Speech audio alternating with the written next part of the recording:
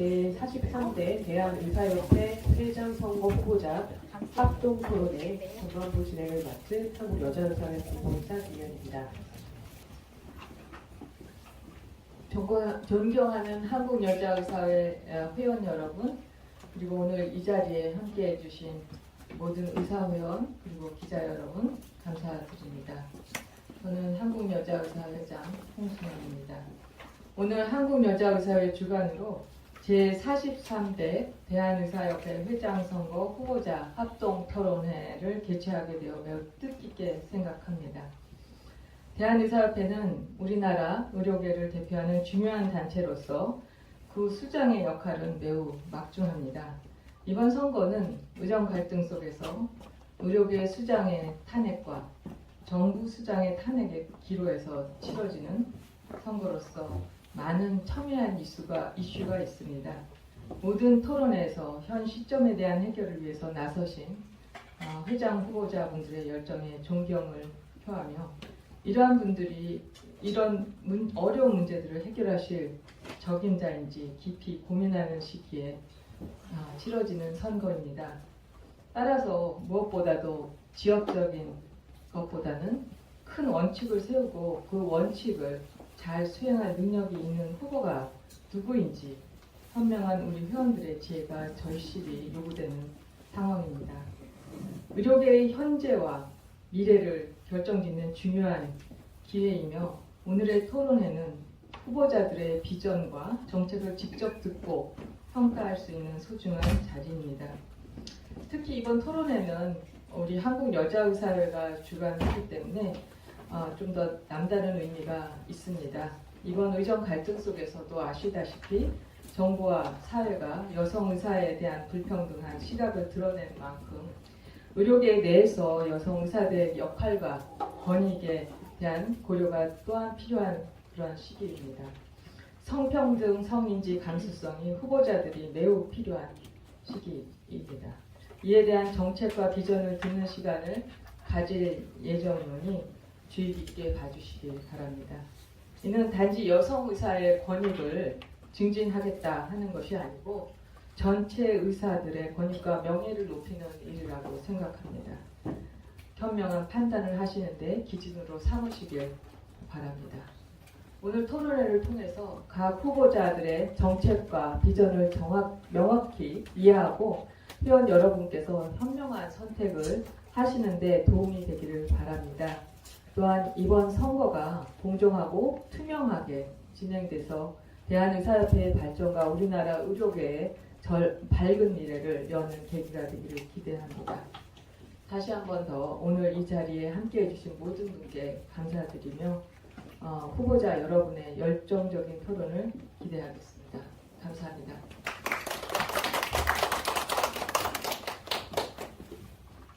네, 회장님 말씀 감사합니다. 저희 오늘 합동 토론회에 대한의사협회 중앙선거관리위원회에서 참석해 주셨습니다. 대한의사협회 중앙선거관리위원회 임선영 위원님 모셨습니다.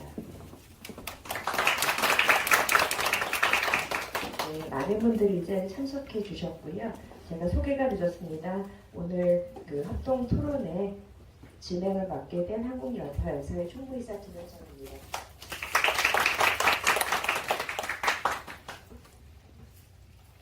자, 이제 저희 진정한 토론을 시작할 예정인데요. 우리 다섯 분 후보자분들은 자리에 착석해 주시기 바랍니다.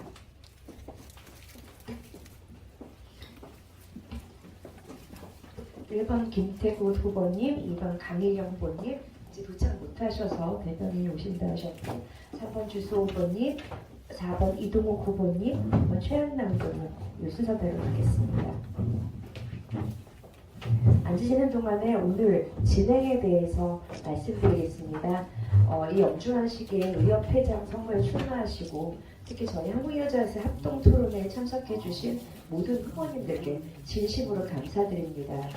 오늘 토론회는 총 80분에 걸쳐 진행됩니다. 5분의 후보님들께는 각각 발언 시간이 총 15분씩 주어집니다. 간단하게 진행 순서를 소개해 드리겠습니다. 각 후보님께서는 첫 번째 순서로 대표적인 성과 중심으로 자기소개를 해주셔야 됩니다. 각 후보님에게는 2분의 시간이 주어졌고 총 10분을 저희가 소요할 예정입니다. 이 순서가 진행이 되면 그 다음에는 핵심 공약에 대해서 역시 딱 2분만 사용해 주시면 될 것 같습니다. 한 10분 정도 소요가 될 거고요. 저희가 이제 미리 보내드린 공통 질의 2건에 대해서 각 2분씩 답변하는 그런 시간이 있을 거고, 저희 개별 질의가 또 2분씩 있습니다. 그래서 마무리 발언이 되는데요. 혹시 이 2분을 다 안 쓰시면 마무리 발언 시간을 좀 뒤에 간다라고 생각하시면 됩니다. 그래서 각 답변의 제한 시간이 되면 2분이 되면 종이에 올리고요.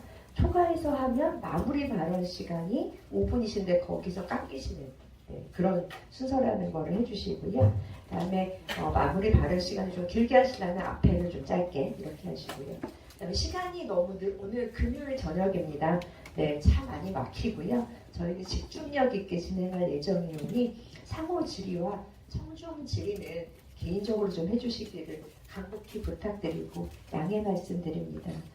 저희는 한국여자사회가 회장부 선거 후보자님들에게 공정하고 유익한 토론회가 되도록 협조를 간곡히 부탁드립니다. 본격적으로 토론회를 시작하겠습니다. 토론회를 시작하는 힘찬 박수로 저희 한번 시작해 보시죠.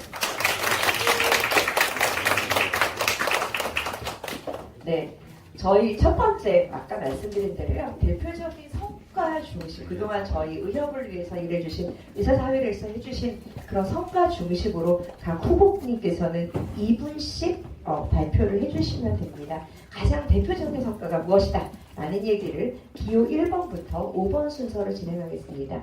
기호 1번 김태구 후보님 기호 순서 소개 부탁드립니다. 네, 앉으셔도 됩니다. 네, 오늘 길게 가시는 거예요.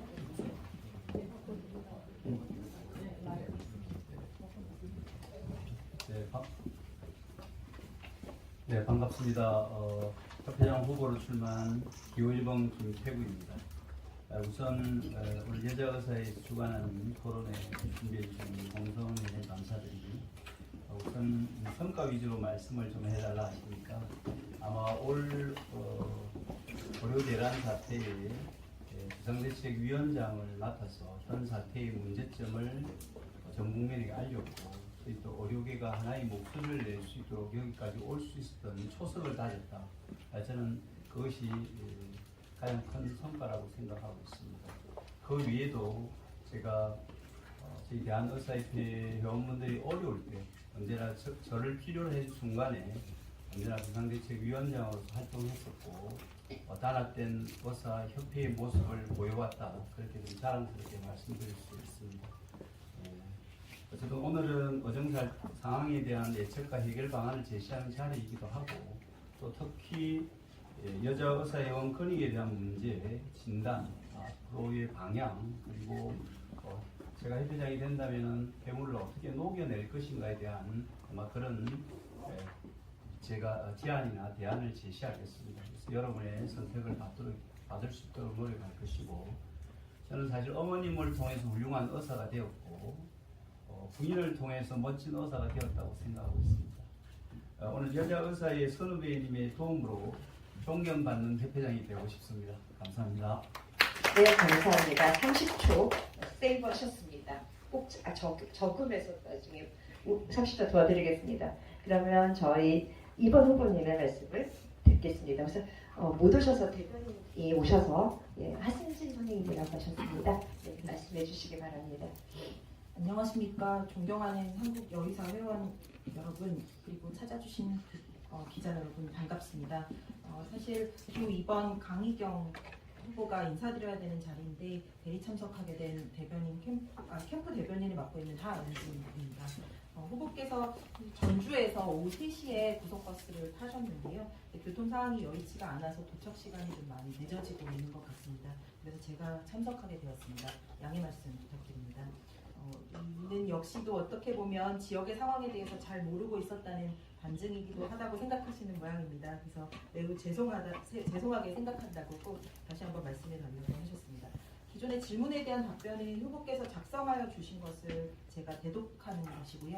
향후에 추가적인 질문에 대한 답변은 캠프의 공약과 정책 방안을 바탕으로 말씀을 드리겠습니다. 강희경 후보는 얼마 전까지 진료, 교육, 연구만 하던 소아청소년과 콩팥병을 전공하는 대학 교수입니다. 강희경 후보의 커리어의 목표는 극복 신증후군이었다고 합니다. 단백뇨와 부종을 증상으로 하는 전국의 어린이들을 위한 전국의 소아심장 전공 성악과 선생님들과의 네트워킹 그리고 공동 연구를 통해 우리나라 소아심장학회를 세계에서 인정받는 그룹으로 만드는 데 최선을 다해 오셨습니다. 그것이 유일한 꿈이자 고민이었다고 하십니다. 하지만 지금은 우리나라의 의료를 바로 세우는 것이 평생의 목표가 되셨습니다. 신증후군이든 당뇨든 우리나라의 모든 환자들이 제대로 치료받고 의업을 하는 우리로 행복할 수 있는 시스템을 만드는 것이 저희 후보님의 목표가 되셨습니다. 존중과 연대, 상생의 의료 시스템을 만드는 것이 저희 후보님의 목표입니다. 그간 동료 선 후배님들께서 무던히 노력해 오신 것과 같은 목표가 아닐까라고 생각을 합니다. 그 목표를 이루기 위해서는 의협이 달라져야 된다고 생각을 하는데요. 역시나 많은 분들께서도 의협의 변화를 기대하고 계실 거라고 생각합니다. 죄송스러운 말씀이지만 후보님을 비롯한 교수님들이 의협 활동에 사실 무관심해왔던 것이 사실입니다. 그러면서도 의협의 대표성을 의심받는 현 상황에 일조해 왔다고 생각하시는 면도 있기 때문에 반성하고 계십니다. 그래서 더 이상 이렇게는 우리 의료를 살릴 수 없다고 생각하기 때문에 지난 20여 년간 제대로 된 의대 교수가 되기 위해 노력해 왔다고 한다면 앞으로는 우리나라 의료를 제대로 살리는 데에 일조하고자 여의사회와 그리고 대한의협을 위해서 뛰겠다고 말씀 주셨습니다. 강희경 후보를 한마디로 소개한다고 하면 경청과 신뢰의 아이콘이라고 부를 수 있을 것 같습니다. 현 의정 사태 속에서도 가장 많은 매스컴 활동과 매스컴의 주목을 받았던 바도 있었고요. 또한 소비자 단체 등 많은 일반 시민들의 공감을 얻어내는 데도 노력을 해오셨다고 생각이 듭니다. 의협회장 강희경과 우리 다 함께 새롭게 힘차게 우리 의료를 살려보자고 말씀드리고 싶습니다. 여기까지입니다. 네, 감사합니다. 시간이 초과하신 시간에 저희가 마지막 질의에서 빠진다는 거 다시 한번 공지드리겠습니다. 3번 후보님을 모시겠습니다. 주소 후보님으로부터 2분인가요? 네, 2분입니다. 네. 중간에 이게 언제 나는 거죠? 2분 뒤면 소리가 2분 바로? 네, 2분 뒤면 손까지 오시면 그래요? 네. 너무 잔인하지만 해보겠습니다. 주소 후보님, 네, 그동안의 죄송합니다. 많은 성과를 해주십시오. 네. 뭐 저는 성과라기보다는요. 제가 누구보다 아젠다 선정을 좀 잘하는 것 같아요. 20년 전부터 대한민국 의료가 올바로 가기 위해서는 기존의 시스템을 통도대체 바꿔야 된다. 그런 일관된 목표를 가지고 아주 오랫동안 주장했던 것이 유한기간 당연경제 철폐인데 최근에 들어서 이제 많은 회원들이 특히나 젊은 MZ 세대 회원들이 유한기간 당연경제의 문제가 뭔지에 대해서 많이 고민하고 있는 것을 보면은 제가 어쨌든 좀 잘했구나는 그런 생각을 좀 하고요. 최근에 이걸 얘기를 하자 그러면은 뭐 아시겠지만 금년 2월달에 있었던 그 비상대책위원회 언론홍보분과위원장을 하면서 제가 처음으로 우리 의료계 처음으로 데일리 브리핑을 했습니다. 그 데일리 브리핑을 보고 요즘 특히나 이제 많이 만나는 사기 전공의들이 많이 속이 후련했다는 얘기들을 해요. 우리 의료계의 목소리를 저는 우리 언론을 통해서 국민들에게 시원하게 설명했다고 이렇게 말씀드릴 수 있을 것 같고요. 예전에 의협회장 하면서 이제 제가 이뤘던 성과들이 많이 있었는데 성과들이 잘못 전달돼서 거꾸로 제가 이제 의미받는 부분들이 있는데 대표적인 거 하나 말씀드리겠습니다.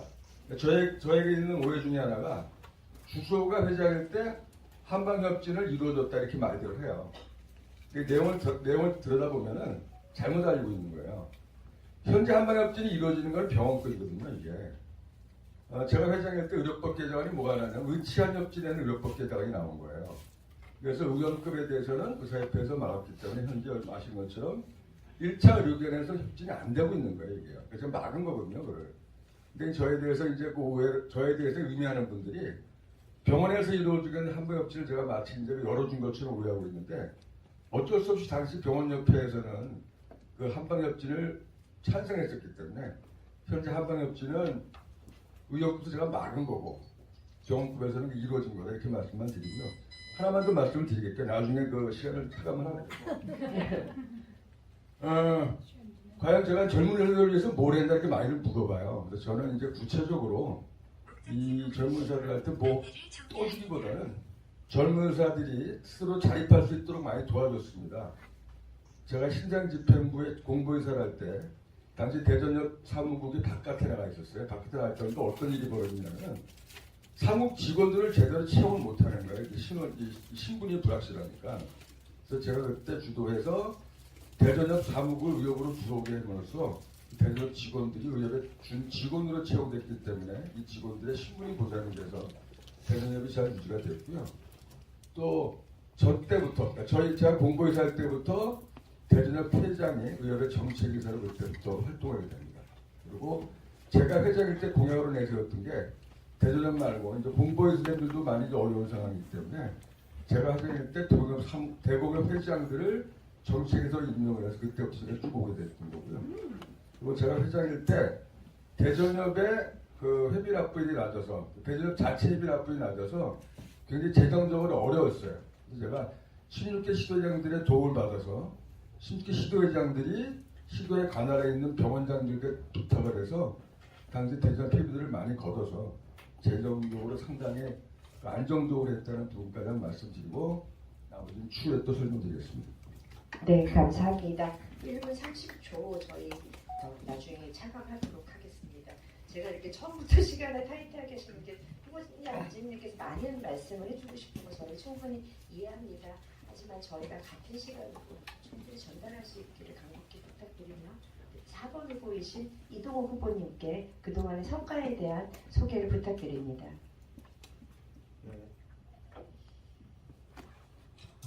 네, 제가 이번에 출마하면서 회원분들에게 드렸던 말씀이 있습니다. 앞으로 무엇을 할 것인가가 아니라 지금까지 어떤 일을 회원들을 위해서 했는지를 꼼꼼히 좀 살펴봐 주시라는 말을 제가 이번 선거에 회원들에게 드리는 말인데 여의사회에서 그런 질문을 해주셔서 감사합니다. 항상 선거철만 되면 장밋빛 말들을 하지만 당선 다음 날부터 매우 실망스러운 모습을 보였던 게 지금까지 의사협회의 모습이었습니다. 저는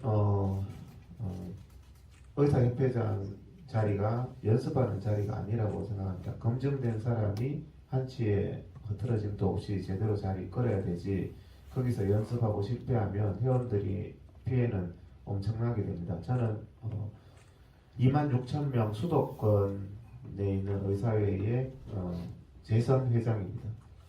수도권에 26,000명 저희 회원들이 교수, 전공이, 개원이 다양하게 구성되어 있고 경기도 의사회는 직선입니다. 회원들을 직선으로 선출하고 있는데 제가 회무를 하는 것을 보고 26,000명 경기도 회원들이 재선 때 압도적인 지지로 가장 높은 투표율로 저의 회무 능력을 검증해 주셨습니다.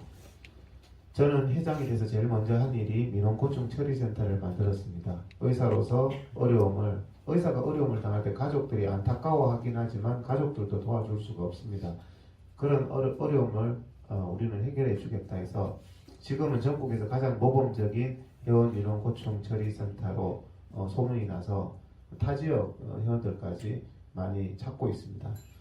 그리고 또 이번에 사상 초유의 의료 대란 사태를 맞이해서 저는 의대생 전공의들과 함께 해왔고 1년 동안 제가 하루도 쉬지 않고 투쟁해온 거 잘 아실 겁니다. 하루 이틀은 할 수 있고 한 주, 두 주는 할 수 있지만 1년 동안 이 엄청난 의료 대란을 고통을 겪고 있는 의대생 전공의들을 위해서 눈이 오나 비가 오나 이렇게 싸워온 거 저는 투쟁의 선봉에 있었다 이렇게 말씀을 드리고 서울역 시청과 서울역 앞에서 의료농단의 부당함을 말하고 또 대통령 출근길에서 감히 부당함에 대해서 저항하다가 맞기도 많이 맞고 정말 상상하기 힘든 이런 여러 가지 어려움을 겪었지만 끝까지 버티고 이 포기할 수 없는 문제이기 때문에 결국에 대통령이 출근을 먼저 못하게 됐습니다. 그래서 대통령 출근 못하게 되면서 저희들이 요즘에 출근 투쟁은 잠시 쉬고 있습니다.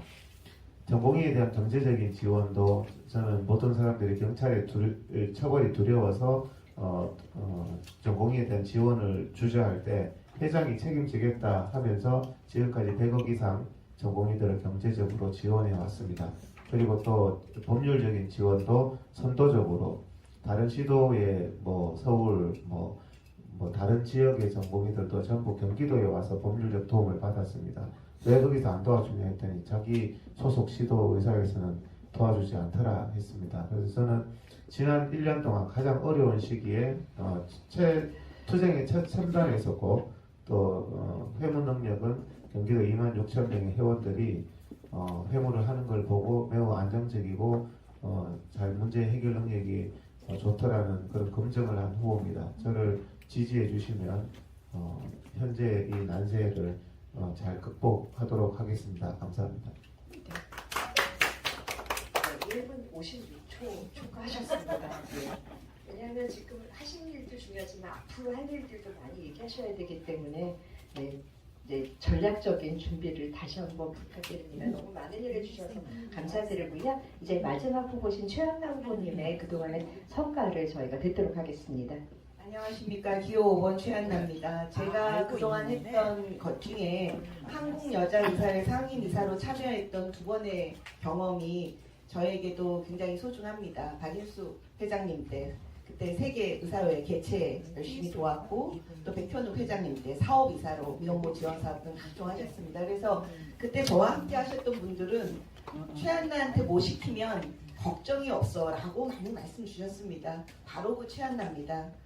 그런 최한나가 되기에는 그냥 된 게 아닙니다. 제가 이번에 의협집행부에서 100분 토론에서 말 시원하게 잘한다 말씀드리는데 제가 그냥 말이 그렇게 나오는 사람이 아닙니다.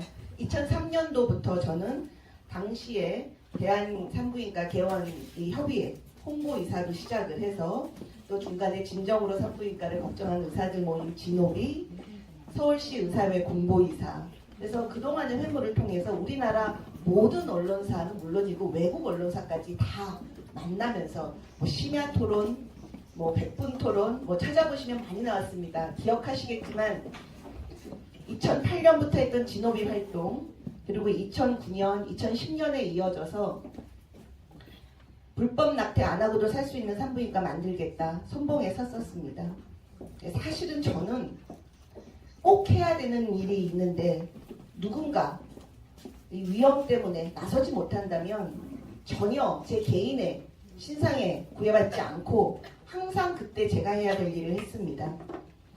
이번에 계엄령이 터졌을 때 우리 무고한 전공의들을 처단하겠다는 말이 나왔을 때도 심야에 제가 우리 회장 대행님으로부터 비대위로부터 오도받기 어려웠지만 나부터 잡아가라는 심정으로 입장문을 냈습니다. 저는 할 건 제때 하는 회장이 됩니다. 그리고 제가 지금까지 살아왔던 것이 특히 우리 여의사 후배들에게 최한나가 저렇게 살았더니 의협 회장이 되는구나 라는 걸 보여주고 싶습니다. 지금도 낙태 문제, 난임 문제, 여성 성건강, 피임 모든 산부인과 영역에 언론이 관심 갈 때 저한테 제일 먼저 연락이 옵니다. 제가 자리를 마다하지 않고 어디든 나가고 자료 제공하고 회의, 토론에 다 갑니다. 제가 회장이 되면 우리 국민들이 의료 제도에 대해서 문제가 생기면 의협은 어떻게 생각해? 이렇게 만들겠습니다. 그러려고 이 자리에 나왔습니다. 기호 5번 잘 부탁드립니다. 네, 감사합니다. 30초 마이너스 하겠습니다. 네. 이제부터 진정 저희가 듣고 싶은 얘기라고 저는 생각합니다. 많은 공약들이 있으실 겁니다. 앞으로 의협을 맡으시면 어떤 일을 할 거다라는 얘기들이 있겠지만 정말 이것만은 나는 꼭 하겠다. 남과의 차별성이 있겠다. 우리 의협의 발전을 위해서 반드시 필요하다라는 핵심 공약을 말씀해 주시기 바랍니다. 역시 시간은 2분이고요. 이번에는 기호 2번이신 강희경 후보님부터 2분 동안 저희가 듣도록 하겠습니다. 네, 말씀드리겠습니다. 저희 후보님의 핵심 공약 1번은 의협의 리셋입니다. 발전적 해체를 통한 재탄생인데요. 의협을 진정한 우리나라 의사 전체의 대표단체로 거듭나게 하는 것입니다. 이익단체로서의 기능은 개원의협의회 등의 각 직역 세부단체로 이양하여 의협은 그의 연맹으로서 정책을 마련하고 제안하고 체계적인 홍보를 하며 대국민 소통을 하고 유관단체와의 돈독한 협력관계를 구축하는 데 집중하도록 하겠습니다. 직역별 이익단체가 없는 대학병원의 공직이, 대학 교수들은 각각 새로운 세부단체가 아마도 필요할 것입니다. 전공의를 비롯한 공직이, 대학 교수의 경우 각각 노조의 형태의 이익단체 설립이 가능할 터인데 노조는 단결권, 단체 교섭권, 단체 행동권의 노동 3권을 보장받으므로 향후 투쟁이 필요할 때 지금과 같은 불법적이라고 비난받는 것이 아니라 합법적으로 투쟁을 할 수 있게 될 것입니다. 물론 교원은 파업은 할 수 없기 때문에 적어도 로비점거 투쟁 등을 할 수 있는 형태로 변형된 투쟁을 이어가야 될 것입니다. 두 번째는 의료 법정 기능의 독립적 기구 설립입니다. 의료 현장의 사법 리스크는 우리나라 의료를 망가뜨리고 있는 주범 중에 하나입니다. 의료사고의 보상과 원인 규명을 분리하고 수사와 법적 처벌, 보상금의 걱정이 없는 진료 환경을 만들도록 하겠습니다. 의료 과실 여부는 의료 법정에서 의료 전문가가 판단하고 과실로 판정되는 경우 처벌과 기소가 아닌 충분한 설명, 재교육을 통한 재발 방지 조치가 판결되는 시스템을 추진하려고 합니다. 보상의 문제는 사회 안전망으로서 의료가 존재하는 것이기 때문에 당연히 정부가 책임져야 될 것입니다. 그래서 국가 책임제의 도입을 추진하도록 하겠습니다. 의협이 주도하는 의료 체계를 만들기 위해 과학적인 증거와 그리고 사회적인 합의를 얻어내고 장기적인 보건의료 발전 계획을 마련하고 이를 바탕으로 우리 의료의 미래를 우리 손으로 만들어 나갈 수 있도록 하겠습니다. 그리고 의협의 의사결정과 정부로부터 투명하게 하고 의사결정 과정을 정부로부터 투명하게 하고 정부와의 의료 정책 관련된 회의는 모두 생중계, 녹화되도록 하겠습니다. 타운홀 미팅이나 의료 패널 구성 등으로 사회적 합의를 원만하게 이끌어낼 수 있는 의협을 만들겠습니다. 네, 감사합니다. 25초 초도하셨습니다. 네, 되게 재밌는 얘기들, 저희 다양한 직역에 대한 고민들이 돋보이는 상황이었습니다. 자, 그러면 이제 3번 후보이신 주소 후보님의 핵심 공약을 듣겠습니다. 시간은 역시 2분입니다. 2분 동안 갖고 있는 공약을 다 설명하기는 너무 어려운 것 같고요. 제가 협회장에 나오게 된 큰 목표 하나 일단 말씀드리겠습니다. 그러니까 제가 이번 언론홍보국가에 나오면서 가장 듣기 싫었던 얘기가 의사협회가 마치 이제 개헌이 단체인 것처럼 외부에서 폄훼하는 게 너무 싫었습니다. 제가 회장이 되게 되면은 누가 보더라도 대한의사협회는 모든 의사들의 대표단체라는 자리매김을 하는 것이 제일 중요하다고 생각합니다. 그렇게 돼야지만 외부에서 대한의사협회도 권위를 인정할 거고 우리들의 목소리가 외부에 전달될 때도 힘이 있게 되는데, 그럼 지금까지 왜 의사협회의 목소리가 하나가 아니고 계속 각계각기로 찢어질 수밖에 없었냐, 그런 고민한 결과 결론은 단 하나입니다. 우리 의사들이 나가야 될 큰 목표 설정을 저희들이 못했던 거예요, 지금까지는. 그러니까 정부에서 던지는 악법이나 잘못된 규제를 막기만 급급했기 때문에 각각의 직역이나 각각의 과별로 자기네들이 다가오는 어떤 위험성들을 막기 위해서 따로따로 목소리를 냈었기 때문에 의사협회가 하나 된 목소리를 내지 못했다고 생각하고요. 저는 그래서 가장 첫 번째 해야 될 것이 우리 의사들이 목표하는 목표 지점이 뭔가에 대한 의견 수렴을 하고 그런 목표 지점으로 가기 위한 행동들을 해야 된다고 생각합니다. 그래서 제가 생각했던 것이 잘못된 현재 의료제도를 통째로 갈아엎어서 대한민국의 의사들이 의사답게 진료할 수 있고 환자는 선택이 가능한 그런 의료제도를 만들어야 되겠다. 그러한 그 생각을 가지고 이미 이전부터 의사들에게 요양기관 당일지원제 철폐를 목표로 해서 의사들의 의견 수렴을 하기 위해서 이미 2년 전에 제가 미래로 포럼을 하나 만들었고요.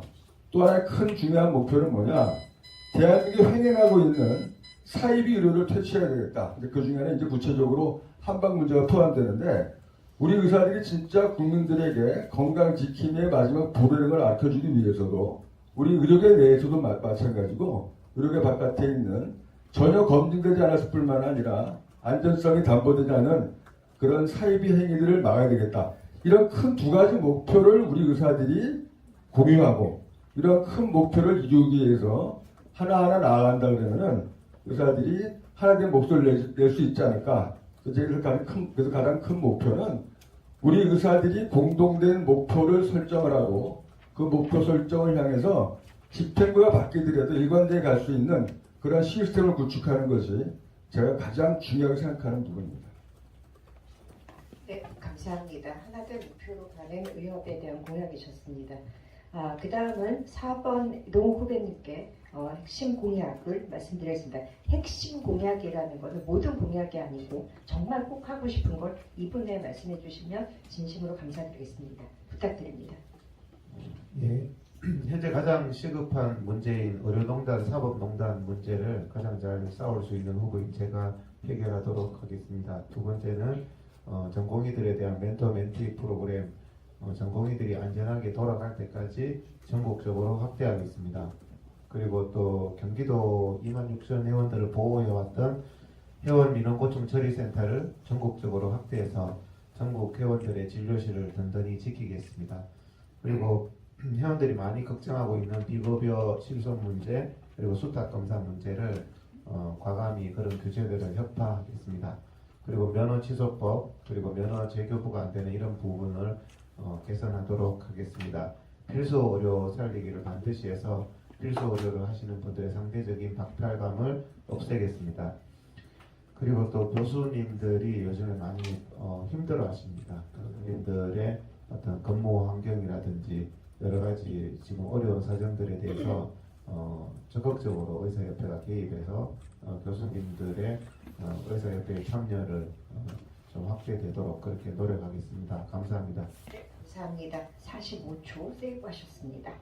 네, 다양한 지원에 대한 말씀을 주셨습니다. 5번 후보이신 최한나 후보님께 핵심 공약 부탁드리겠습니다. 네, 의료 사태에 대해서는 공통 질의에 있어서 다음에 말씀을 드리고 제가 하고 싶은 의협은 젊고 유능한 의협으로 단일 대우를 회복하는 것입니다.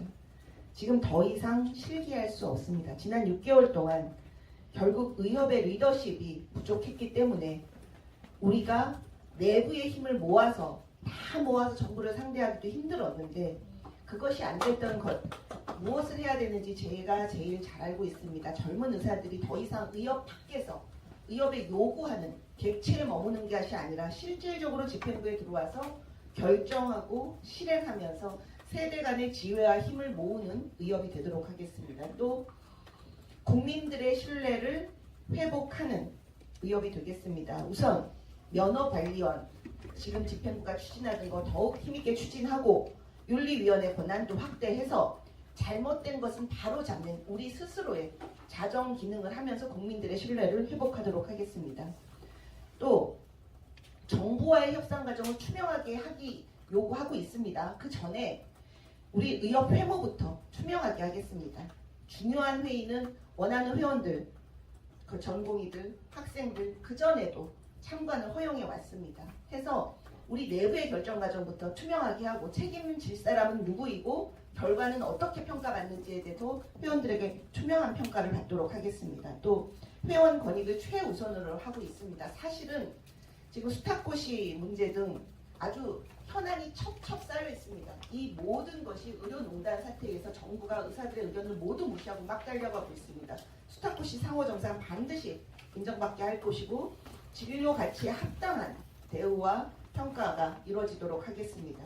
그리고 앞으로 굉장히 중요한 게 이번 집행부에서 추진하다가 지금 좌초될 위기에 있습니다만 의학정보원 설립 제가 회장이 되면 반드시 추진해서 의사들의 데이터 주권 지키겠습니다. 제때 결단하고 결과로 책임지는 회장이 되겠습니다. 감사합니다. 네, 감사합니다. 지금까지 마지막 우리 깜빡할 뻔했어요. 네, 김태훈 후보님께 네, 핵심 공약 네, 부탁드립니다. 네. 네, 우선 제가 말씀드리고자 하는 공약은 큰 부분에서 세 가지입니다. 지금 비정상화의 정상화를 외치고 나온 후보입니다. 우선 가장 중요한 첫 번째는 의료의 정상화고요. 두 번째는 의협의 정상화입니다. 세 번째는 이 사태의 가장 큰 문제가 되었던 전공의 어대생 수련 환경의 정상화입니다. 우선 첫 번째를 좀 더 세세하게 말씀을 드리자면 그간 30년 이상 의료 시스템이 망가져오는 동안에 과연 우리 대한의사협회는 어떠한 역할을 했고 어떠한 제안을 했는지에 대한 반성이 좀 있어야 되겠다는 생각에서 저희들은 정부의 정책에 늘 끌려가기만 했고 반대만 했다고 생각합니다. 이제 저희들이 정책을 더욱더 강화하고 데이터에 기반한 정책을 제안해서 저희들이 선도하는 그런 의사협회가 되고 싶은 게 제 첫 번째 공약이고요. 두 번째는 의협의 대표성 문제입니다. 왜 의협의 대표성이 지금 상실되었나 하는 부분에 대해서 저희들이 한번 되돌아보고 전 지역과 지역을 아우러서 이제는 대한의사협회가 공식적인 대한의사협회의 대표성을 가져야 된다고 생각하고 있습니다. 그러한 부분에서 저희들이 뭘 준비해야 될지를 준비하고 회원을 위한 의협, 회원들이 믿고 찾는 의협, 회원들이 의지할 수 있는 의협이 저는 돼야 된다고 생각하고 있습니다. 세 번째는 지금 현 사태가 이렇게 지속되는 것은 결국 수련평가위원회라든지 의학교육의 정상화가 되었지 않았기 때문에 그렇습니다. 저는 수련평가위원회, 의학교육평가위원회의 어떤 독립성 부분에 대해서 더욱더 중점을 두고 예산 편성이라든지 법률 제정을 통해서 현재와 같은 이런 정원 문제를 독립적으로 해결할 수 있는 기구단체들의 법적인 어떤 강화 테두리 내에서 만들어져야 된다고 보고 있습니다. 그러한 것들이 다 아우러졌을 때만이 지금 같은 의료 대란 또는 교육 대란, 농단 이런 것이 재발하지 않을 거라고 보고 있습니다. 감사합니다. 네, 시간을 잘 지켜주셔서 너무 감사합니다. 비정상의 정상화를 외치시는 핵심 공약 잘했습니다. 자, 이제부터 본격적으로 한국여자의사회가 궁금한 질문에 대해서 말씀을 드릴 건데요. 다행히 강희경 후보님께서 지금 도착하셨다고 해서 자리에 앉고 나서 저희가 시작하도록 하겠습니다. 네. 보시겠습니다. 네. 오늘 많이 마음을 졸이셨을 것 같습니다. 네. 네. 자, 이제 저희가 질문을 드릴 예정인데요. 첫 번째 질문은요. 이제 의정 갈등이 1년 이상 지속되고 2년이 될지 3년이 될지 저희가 정말 제일 잘하는 게 진단과 처방인데 이 정확한 진단과 처방이 필요한 시기인 것 같습니다. 정말 상황을 봤을 때 이거 도려내야 될까 하는 대대적인 수술을 감행할 필요가 있는 것은 아닌지 정말 의사로서 걱정과 염려가 되는데 우리 각 후보님의 진단, 처방, 비법이 있는지 정말 궁금하고요.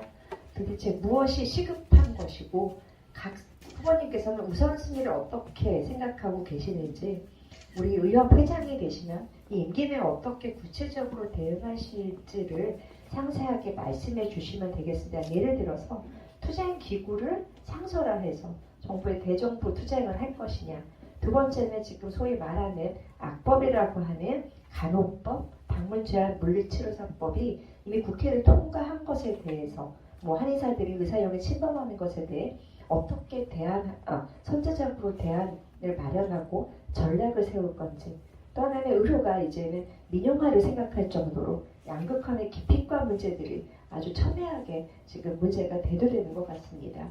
이러한 저희가 1년 동안 앞으로 더 의정 갈등 상황에 대한 예측과 해결 방안, 비법, 수술법에 대해서 듣겠습니다.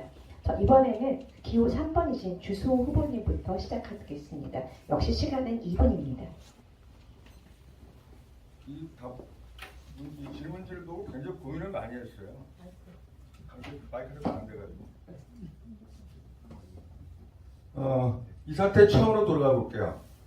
이 사태 처음에 시작되게 된 것이 대한민국의 의사가 부족하다 그래서 의대 정원을 늘려야 된다는 것에서 시작됐는데 과연 제가 생각하는 처음으로 도발하는 게 뭐냐? 그러니까 정부가 처음에 이제 의사가 부족하다고 했던 이유는 OECD 국가에 비해서 1000명당 의사 수가 부족하다는 하나와 또 하나는 소아과 오픈런, 응급실 뺑뺑이, 지역으로 붕괴 이런 것들이 정부는 진단하기를 의사 수가 부족하다고 진단했기 때문에 그 진단에 따른 처방은 그래서 의사 수를 늘리기 위해서 의대 정원을 늘리자 했습니다.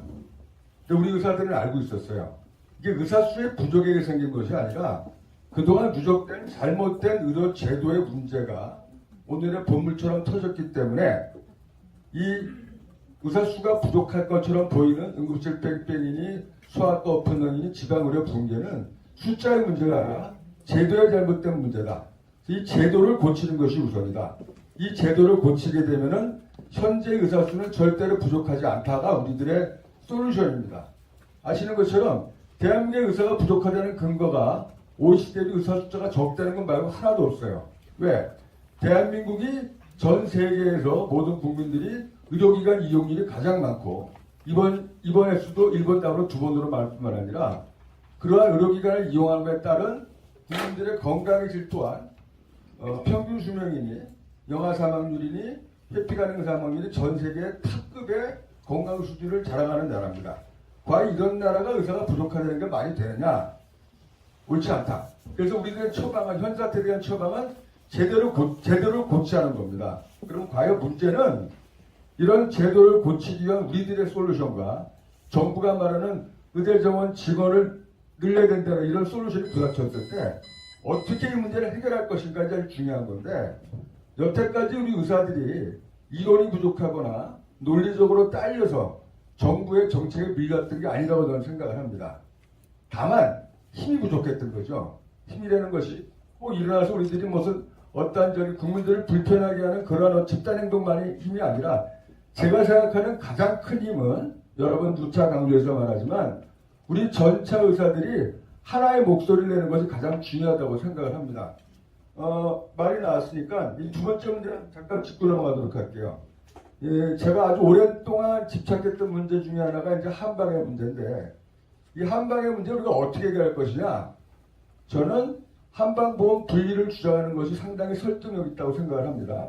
제가 궁금했던 것 중에 하나가 과연 대한민국 국민 중에서 연간 한방 의료기관을 이용하는 국민이 몇 %인지 궁금했었는데 금년 초에 제가 그 공단에 공식적으로 질의를 통해서 그 데이터를 뺐습니다. 데이터를 봤더니 최근 5년 동안 거의 변화 없이 우리나라 국민들의 20%만이 한방 의료기관을 이용을 하고 우리 의료기관 이용하는 국민들은 거의 100%예요. 또 하나 재밌는 거는 한의사들 중에서 한방 의료기관을 이용하는 숫자와 한의사들이 의료기관을 이용하는 숫자를 제가 체크해봤는데 한의사들은 거의 100% 의과 의료기관을 다 이용을 해요. 그런데 한의사들조차도 한방 의료기관 숫자는 적더란 말이죠. 이런 근거를 가지고 국민들이 한방보험을 이용할지 말지를 선택할 수 있도록 주장을 할 거고 이러한 주장이 받아들여진다 그러면 아마도 한방에 대한 국민들의 이용 형태를 나타날 수 있기 때문에 이 한방의 문제들을 좀 더 극단적으로 우리가 이 극명하게 드낼 수 있지 않은 그러한 관점에서 한방보험 분리를 주장을 하고 그 한방보험 분리가 국민들로부터 받아들일 수 있도록 여러 가지 근거를 제시하면서 이거를 이론의 그럴 각오입니다. 네, 감사합니다. 의정 갈등에 대한 비법에 대한 질문에 계속 논의를 이어가도록 하겠습니다. 4번 후보신 이동욱 후보님께서 이 의정 갈등 상황에 대한 해결 방안 제시 답변 듣도록 하겠습니다. 네, 지금 의정 갈등 상황이 우리 예상과 달리 한 1년 정도 지금 끌어왔고 또 앞이 보이지 않습니다. 상당히 혼돈의 상태고 한치 앞을 알 수 없는 상태고 전공의 의대생들은 미래를 잃어버렸고 또 우리 의사들도 상당히 이 사태가 어떻게 해결될지 예측을 못하고 있습니다. 하지만 현재의 상태를 냉정하게 판단해 보면 대통령이 고립되었고 정부 쪽에도 상당히 추진 동력이 상실된 것도 사실입니다. 양쪽이 다 지쳤다고 볼 수가 있습니다. 의료계도 지쳤지만 상대도 그만큼 많이 지쳐 있는 상태인데 그래서 이제 제가 해법으로 생각하는 것은 우리가 상대도 지쳐 있고 상대도 동력이 없다는 그런 부분들을 좀 잘 보셨으면 좋겠습니다. 우리가 먼저 지쳐서 아무것도 못하겠다고 지금 사실상 손 놓고 있으면서 정부가 또 모든 것을 알아서 해결하라 이런 형태를 띠고 있는데 사실 우리가 살다 보면 그런 형태의 문제 해결이 잘 안 됩니다. 우리가 적극적으로 아프다는 얘기를 해야 되고 자꾸 국민들에게 알려야 됩니다. 저는 내일도 서울역 앞에서 또 집회를 합니다. 의료 농단 사태의 정상화를 위해서. 왜 지금 가장 마지막 시간이고 지금 가장 중요한 시간이 지나가고 있다고 생각합니다. 지금 우리가 이 자리에 앉아서 이렇게 토론하는 것도 좋지만 행동을 해야 되고 행동을 할 때 대한민국 의대생들이 1년째 학교를 못 가고 있고 전공의들이 1년째 환자를 떠나 있는 상태다.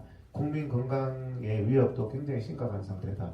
이게 내년 1년 더 지속된다면 의대생 전공의들에게도 치명적인 피해가 발생하고 국민들에게도 치명적인 피해가 발생한다. 이런 부분들을 국민들 앞에 호소를 하고 있고 국민들이 이런 얘기를 듣고 깜짝깜짝 놀라고 있습니다. 그래서 우리가 아프다는 것들을 다 안다고 생각하지만 알려야 되고 적극적으로 행동에 나서면 상대도 이제는 빨리 해결하고 싶은 마음이 저는 크다고 생각합니다. 그래서 우리가 행동하지 않고 막연히 상대가 너무 크다는 생각만 가지고 있어서는 안 된다 이런 말씀을 드리고 투쟁기구 상설화도 저는 2년 동안 아시다시피 계속 투쟁을 해왔습니다. 쉬지 않고 상설적으로 해왔던 사람인데 의사협회 차원에서 투쟁기구 상설화를 좀 더 체계적으로 해보도록 하겠습니다. 그리고 의료 양극화나 기피과, 필수과 이런 박탈감 문제는 정말 반드시 해결해야 될 문제고 이게 개인적인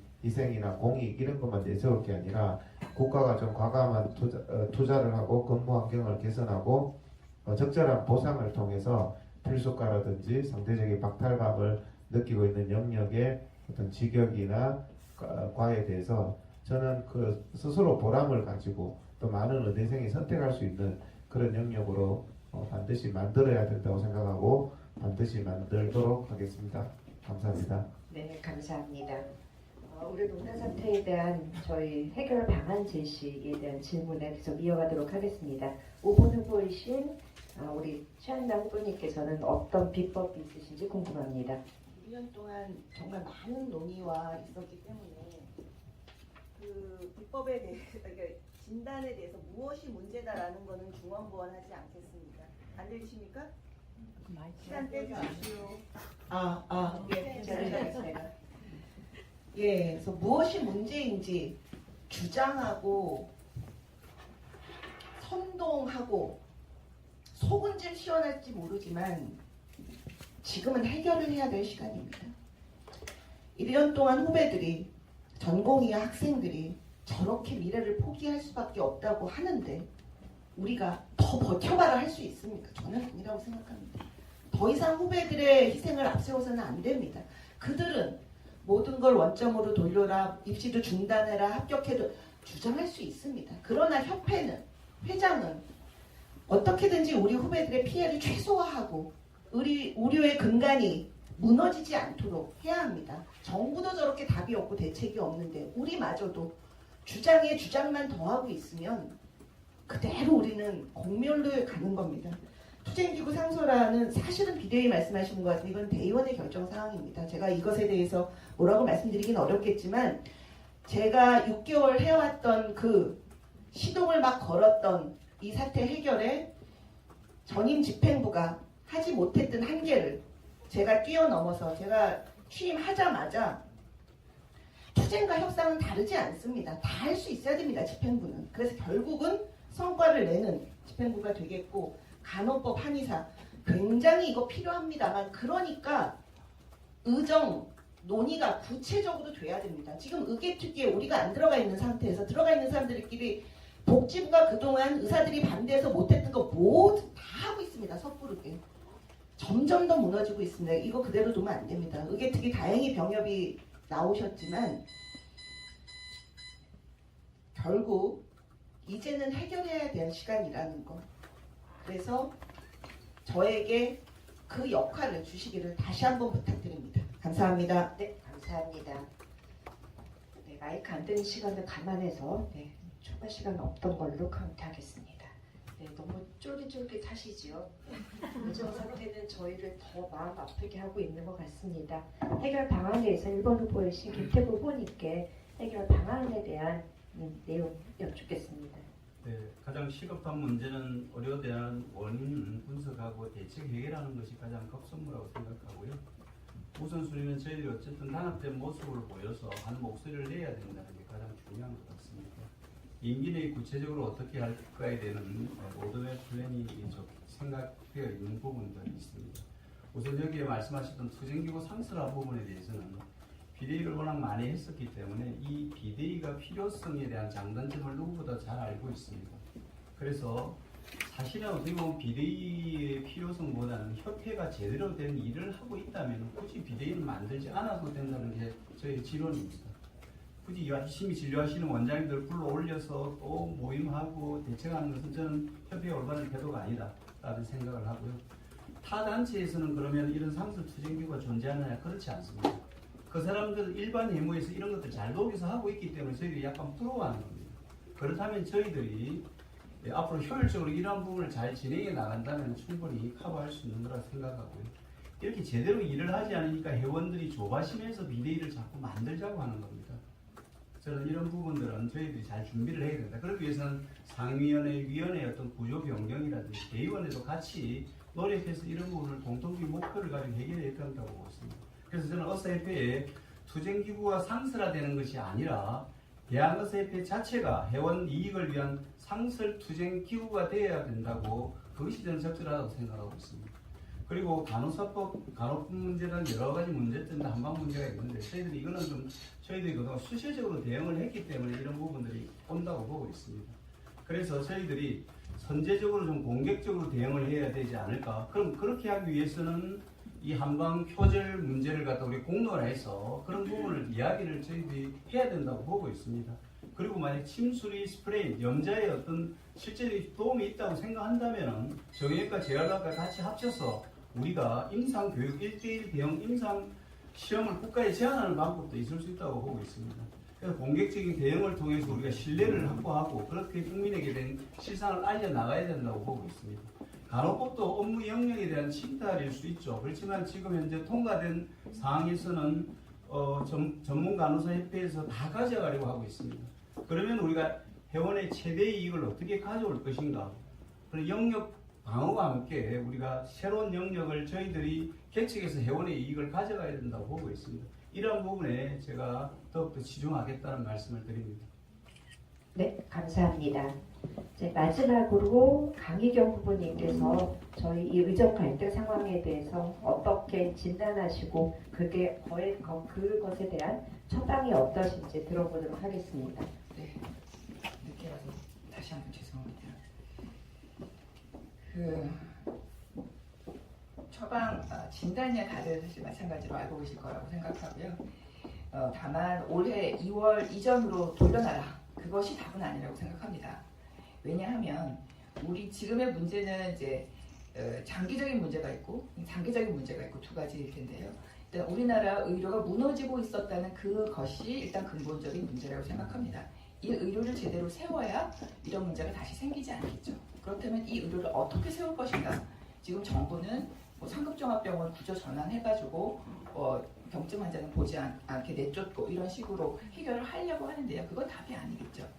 1차 의료, 지역 의료 강화하고 그 1차 지역 의료에서 그 의사가 리더가 되는 커뮤니티 케어를 함으로써 1차 지역 의료에서 환자분들이 만족했을 때 그 상급종합병원으로 갈 리드가 없어지고 그러면 상급종합병원은 덜 붐비게 되고 자연스럽게 상급종합병원의 구조 전환이 이루어지는 그런 시스템을 만들어야겠죠.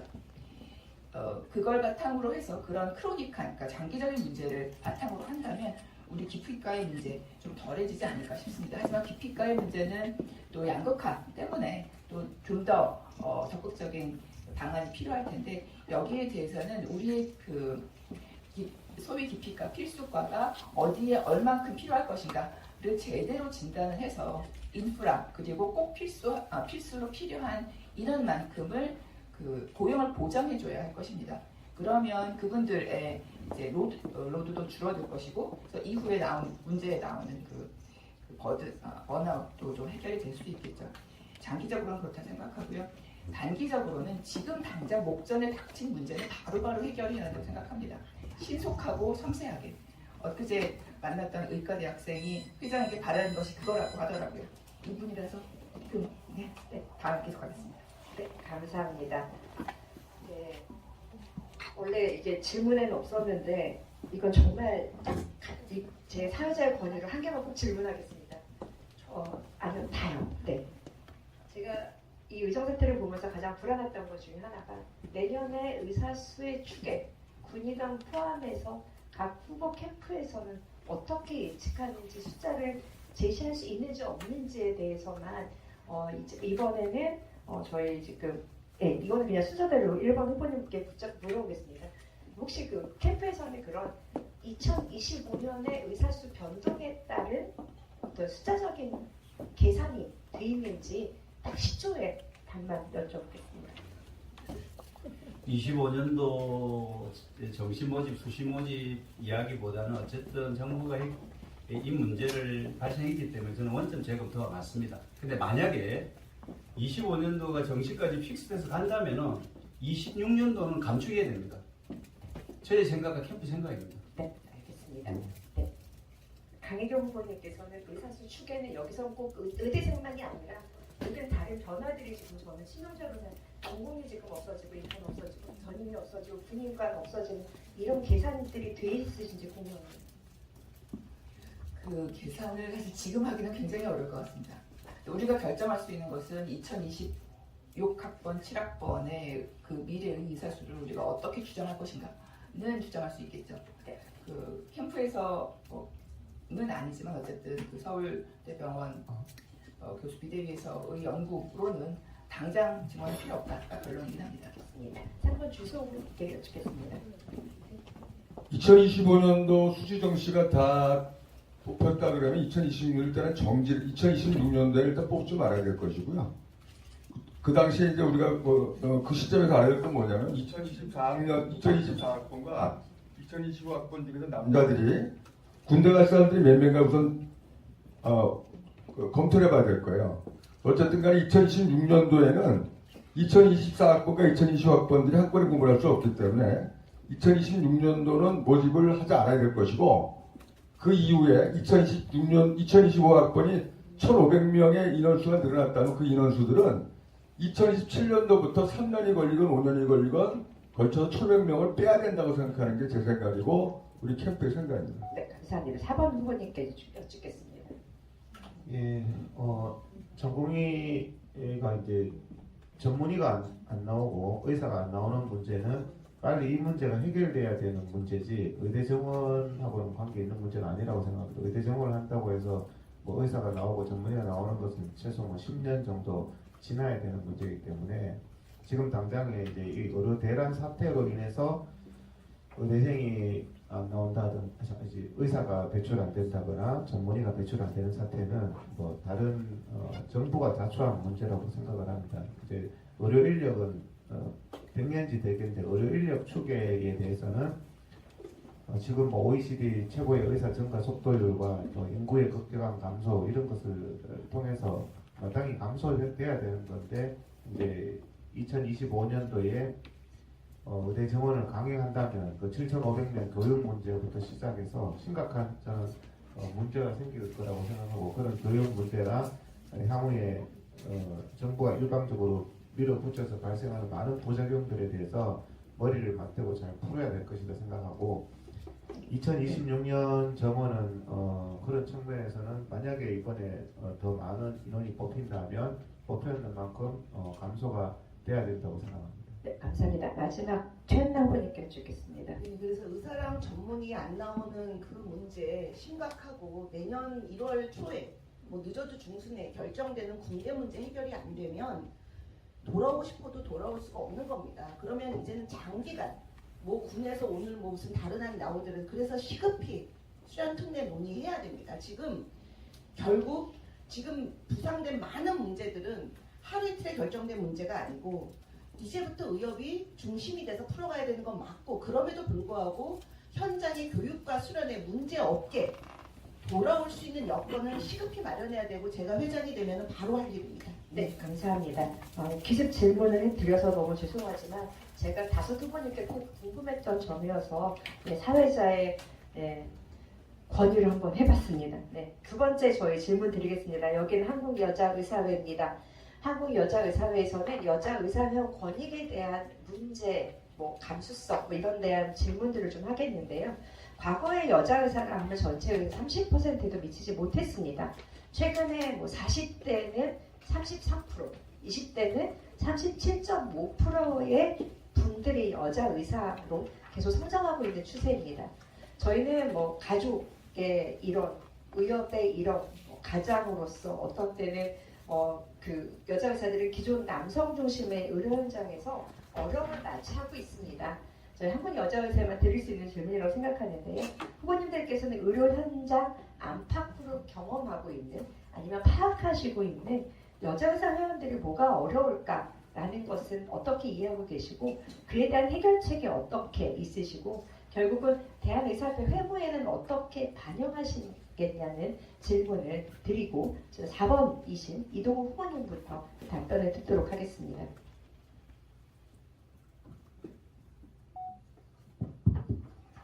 예, 여자 의사들의 어떤 문제점, 지금 37.5%가 이제 여자 의사들이 20대가 이제 구성을 하고 있는데, 여자 의사들의 문제는 제가 누구보다 잘 알고 있다고 생각합니다.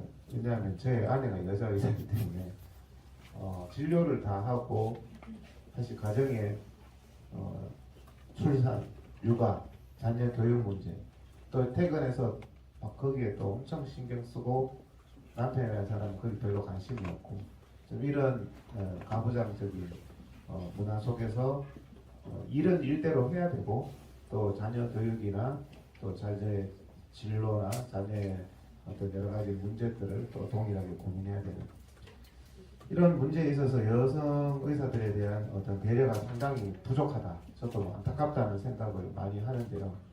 그만큼 이제 여성에 대한 배려를 해야 되는데도 불구하고 지금 우리 의사협회 내에서도 이런 문제들이 잘 배려가 되지 않고 있습니다.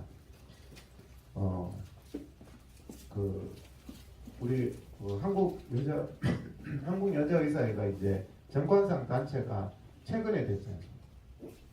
그 정관상 단체가 되는데 제일 힘을 썼던 사람이 접니다. 그래서 계속 제가 주장을 하고 지금 또 여성과 관련된 성에 대한 문제나 이런 게 의사들의 윤리 문제가 많은데 한국 여자의사회 추천 의사협회 윤리위원이 한 명도 없습니다. 그때 제가 대한의사협회 총회 때 저는 이거 안 된다 강력하게 주장을 했던 유일한 후보인데 나머지 분들이 다 반대해서 결국에 여성 윤리위원이 지금 여자의사 윤리위원이 없는 상태입니다. 그만큼 저는 여성분들에 대한 어떤 배려, 지금 또 정관상 단체는 됐지만 또 대의원도 배정하지 않고 있고 말로는 그러면서 보면 여성에 대한 사실은 우리나라의 저출산 문제라든지 이런 문제가 있기 때문에 여성 의사들을 굉장히 좀 배려를 하고 해줘야 된다고 저는 생각을 합니다. 그래서 실제로 제가 그런 노력을 했던 후보인데 그것 때문에 좀 남성이 포함된 총회에서는 좀 왕따를 당하고 좀 그랬던 경험이 있습니다. 그래서 실질적으로 그런데 많이 제가 나섰던 후보로서 여성들의 임원 구성 문제, 한국여자의사회에서 제가 회장이 되면 초청해 주시면 임원으로 최대한 많이 받아들이고 또 여러 가지 요소의 윤리위원도 제가 책임지고 복귀를 시키고 그다음에 정관상의 단체로서 권익이 손상되지 않도록 최선을 다하겠습니다. 감사합니다. 네, 감사합니다. 네, 최한나 후보님께도 같은 질문 드리겠습니다. 예, 저의 답은 명확합니다. 여성 의사들의 의협 회무에 참여 또 이런 권익 보호를 위해서 한국여자의사회가 더욱 활성화돼야 됩니다. 그래서 저도 처음에 우리 존경하는 뭐 김숙희 회장님 또 뭐 홍순 회장님 저기 주영수 회장님 많은 선배님들이 이끌어 주셔서 시작을 했고 그렇게 배우면서 오늘의 여기까지 왔습니다. 이게 이렇게 회모를 시작을 하지 않고 그냥 일상적인 업무와 가정생활을 하다가 어느 날 갑자기 참여해서 밸런스를 잡기 어렵습니다. 그래서 한국여사에서 했던 것처럼 젊은 의사들부터 학생들부터 이런 의사사회를 보고 배우고 아래에서부터 배워서 올라가는 것. 제가 회장이 되면 지금도 사실은 제 선거 캠프에 공모를 했습니다. 그랬더니 대학생들도 그렇고 여학생들이 많이 왔습니다. 그래서 첫 질문이 저한테 그럽니다. 여자 의사로서 여기까지 도전하는데 어려움이 있지 않았는가.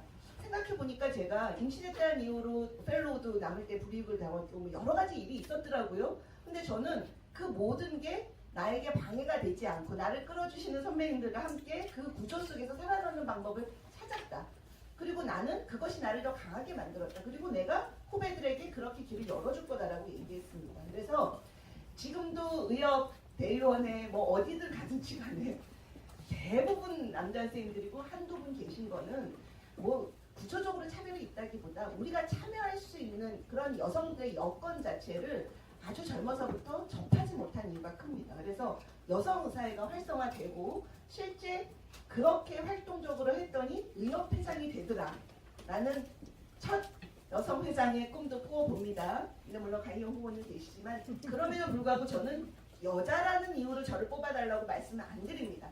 5 후보 중에 제가 가장 적임자고 회장감이기 때문에 기호 5번 잘 부탁드립니다. 감사합니다. 네, 감사합니다. 네. 강하신 목소리 감동이었습니다. 김태구 후보님은 어떻게 단영하실 예정이신지? 여자 의사 비율이 증가하고 있는 것은 사실이고 지금 의대생들을 봐도 훨씬 앞으로 좀 더 많이 증가할 것이 좀 예상이 되고 있습니다.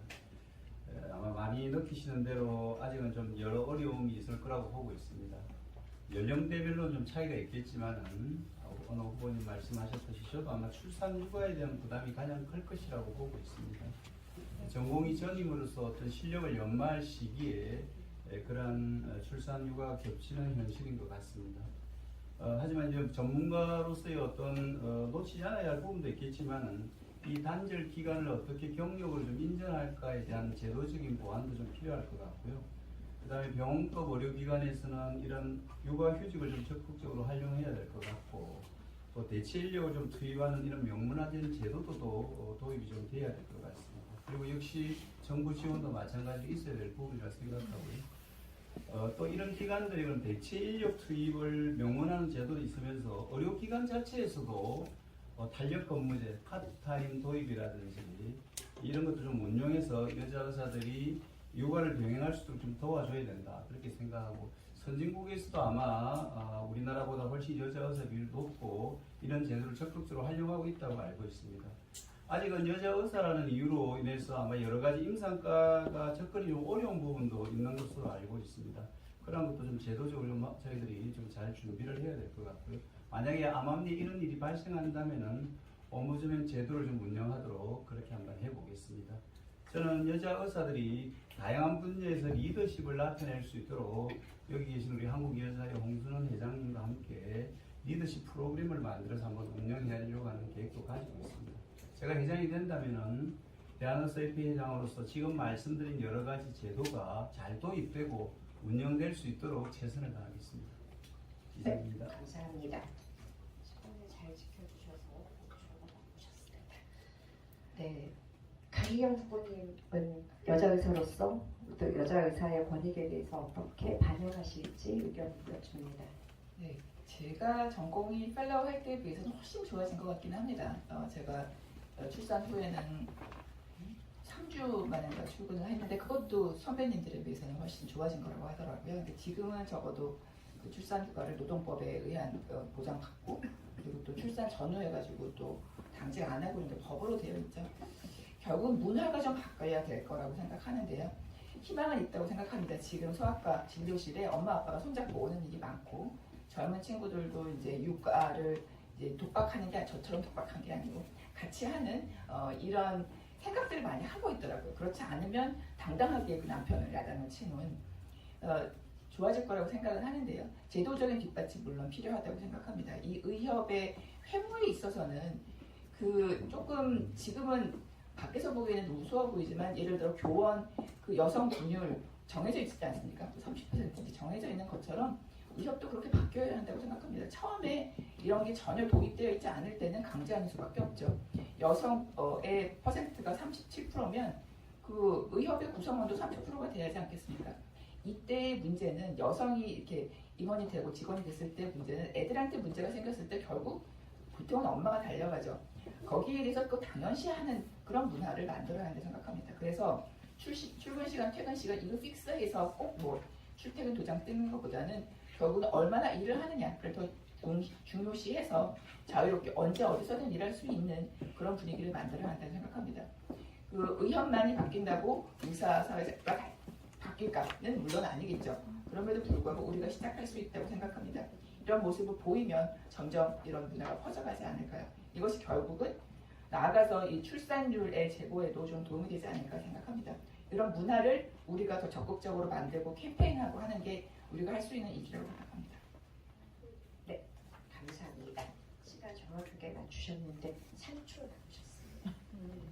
저희가 초 단위로 계산하기 때문에 이렇게 저희가 총각을 다투는 시급한 사태이기 때문에 이렇게 카운팅하고 있습니다. 네, 너무 지금 심각한 표정이 있어서요. 저희 미래의 의협을 이끌어가신 훌륭하신 분들을 뽑는 기쁘고 행복한 자리라고 저는 오히려 생각을 하고 있습니다. 물론 이 사태가 그렇게 쉬운 상황은 아니지만요. 저희 미래를 위해서 준비해 주는 분들에게 질문하는 시간이라는 걸 다시 한번 기억해 주시기 바랍니다. 마지막으로 주소 후보님께 여쭐 건데요. 주소 후보님 시간을 많이 까먹으셔서 이번에 꼭 시간을 지켜주시면 뒤에 시간 정말 하실 말씀 되게 많기 때문에 네, 이번에 꼭 지켜주시기 부탁드립니다. 우선 반성을 해야 되겠는 게요. 아까 왔을 때 이제 여쭤봤어요. 홍선 회장님한테 왜 오늘 여기 오셨냐 그랬더니 이런저런 말씀하시면서 의사회는 옆에 있다더라고요. 몰랐어요. 이제. 죄송합니다. 제가 의사에 대해서 관심이 없었던 것 같아요. 그건 아닌 것 같고 저는 한 번도 여태까지 의사 일을 하면서 그 전에도 남자 여자에 대한 차별을 생각한 적이 없었기 때문에 특별히 여성을 위해서 뭘 해야 이런 생각 못했던 것 같아요. 제가. 그럼에도 불구하고 분명히 우리 사회 전반적으로도 그렇고 의사사회에서도 여성분들이 남성에 비해서 불이익을 받는 건 분명히 있는 것 같아요.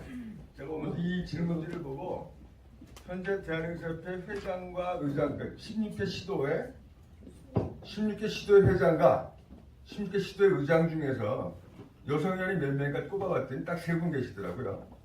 서울의 한미애 의장, 그 다음에 부산의 박연 의장, 그다음에 제주도 이승희 의장 3분 계시더라고요. 그러니까 10%가 좀 덜 돼요. 선출직도 10%가 안 되는구나. 임명직도 적겠다. 저는 이제 이걸 갖다 숫자적으로 몇 프로는 강제하는 건 옳지 않다고 보고요. 우리가 이제 그 협회를 운영해가는 과정에서 능력이 충분히 있음에도 불구하고 여성이라는 이유로 선택받지 못하는 부분들은 없도록 만들 겁니다. 그리고 더 많이 듣겠어요. 왜? 아까 말씀드린 것처럼 저는 관심이 있다고 생각했는데 모르는 분이 많았어요. 제가. 그래서 반성을 하고 그래서 제가 하고 싶은 것 중에 하나가 회장이 되면 이런 얘기를 했어요. 시도회장한테 앞으로 의사협회는 한 달에 한 번씩 시도를 돌면서 제가 생리사를 하려고 그래요. 요번 첫 번째처럼 경기도면 다음 강원도식으로. 그래서 이제 여사의사회도 조금 생각했습니다. 우리 정책 산하 단체니까 의사협회 상임위 타위를 여자의사회 같이 분기별로 한 번씩을 하면서 최선하면서 여자 선생님들의 고민을 직접 상임위사에 듣도록 하겠다. 이런 소통을 좀 더 많이 해서 실제로 문제가 있는 부분들을 하나하나 풀어나가겠다 이렇게 말씀드리겠습니다. 네, 감사합니다.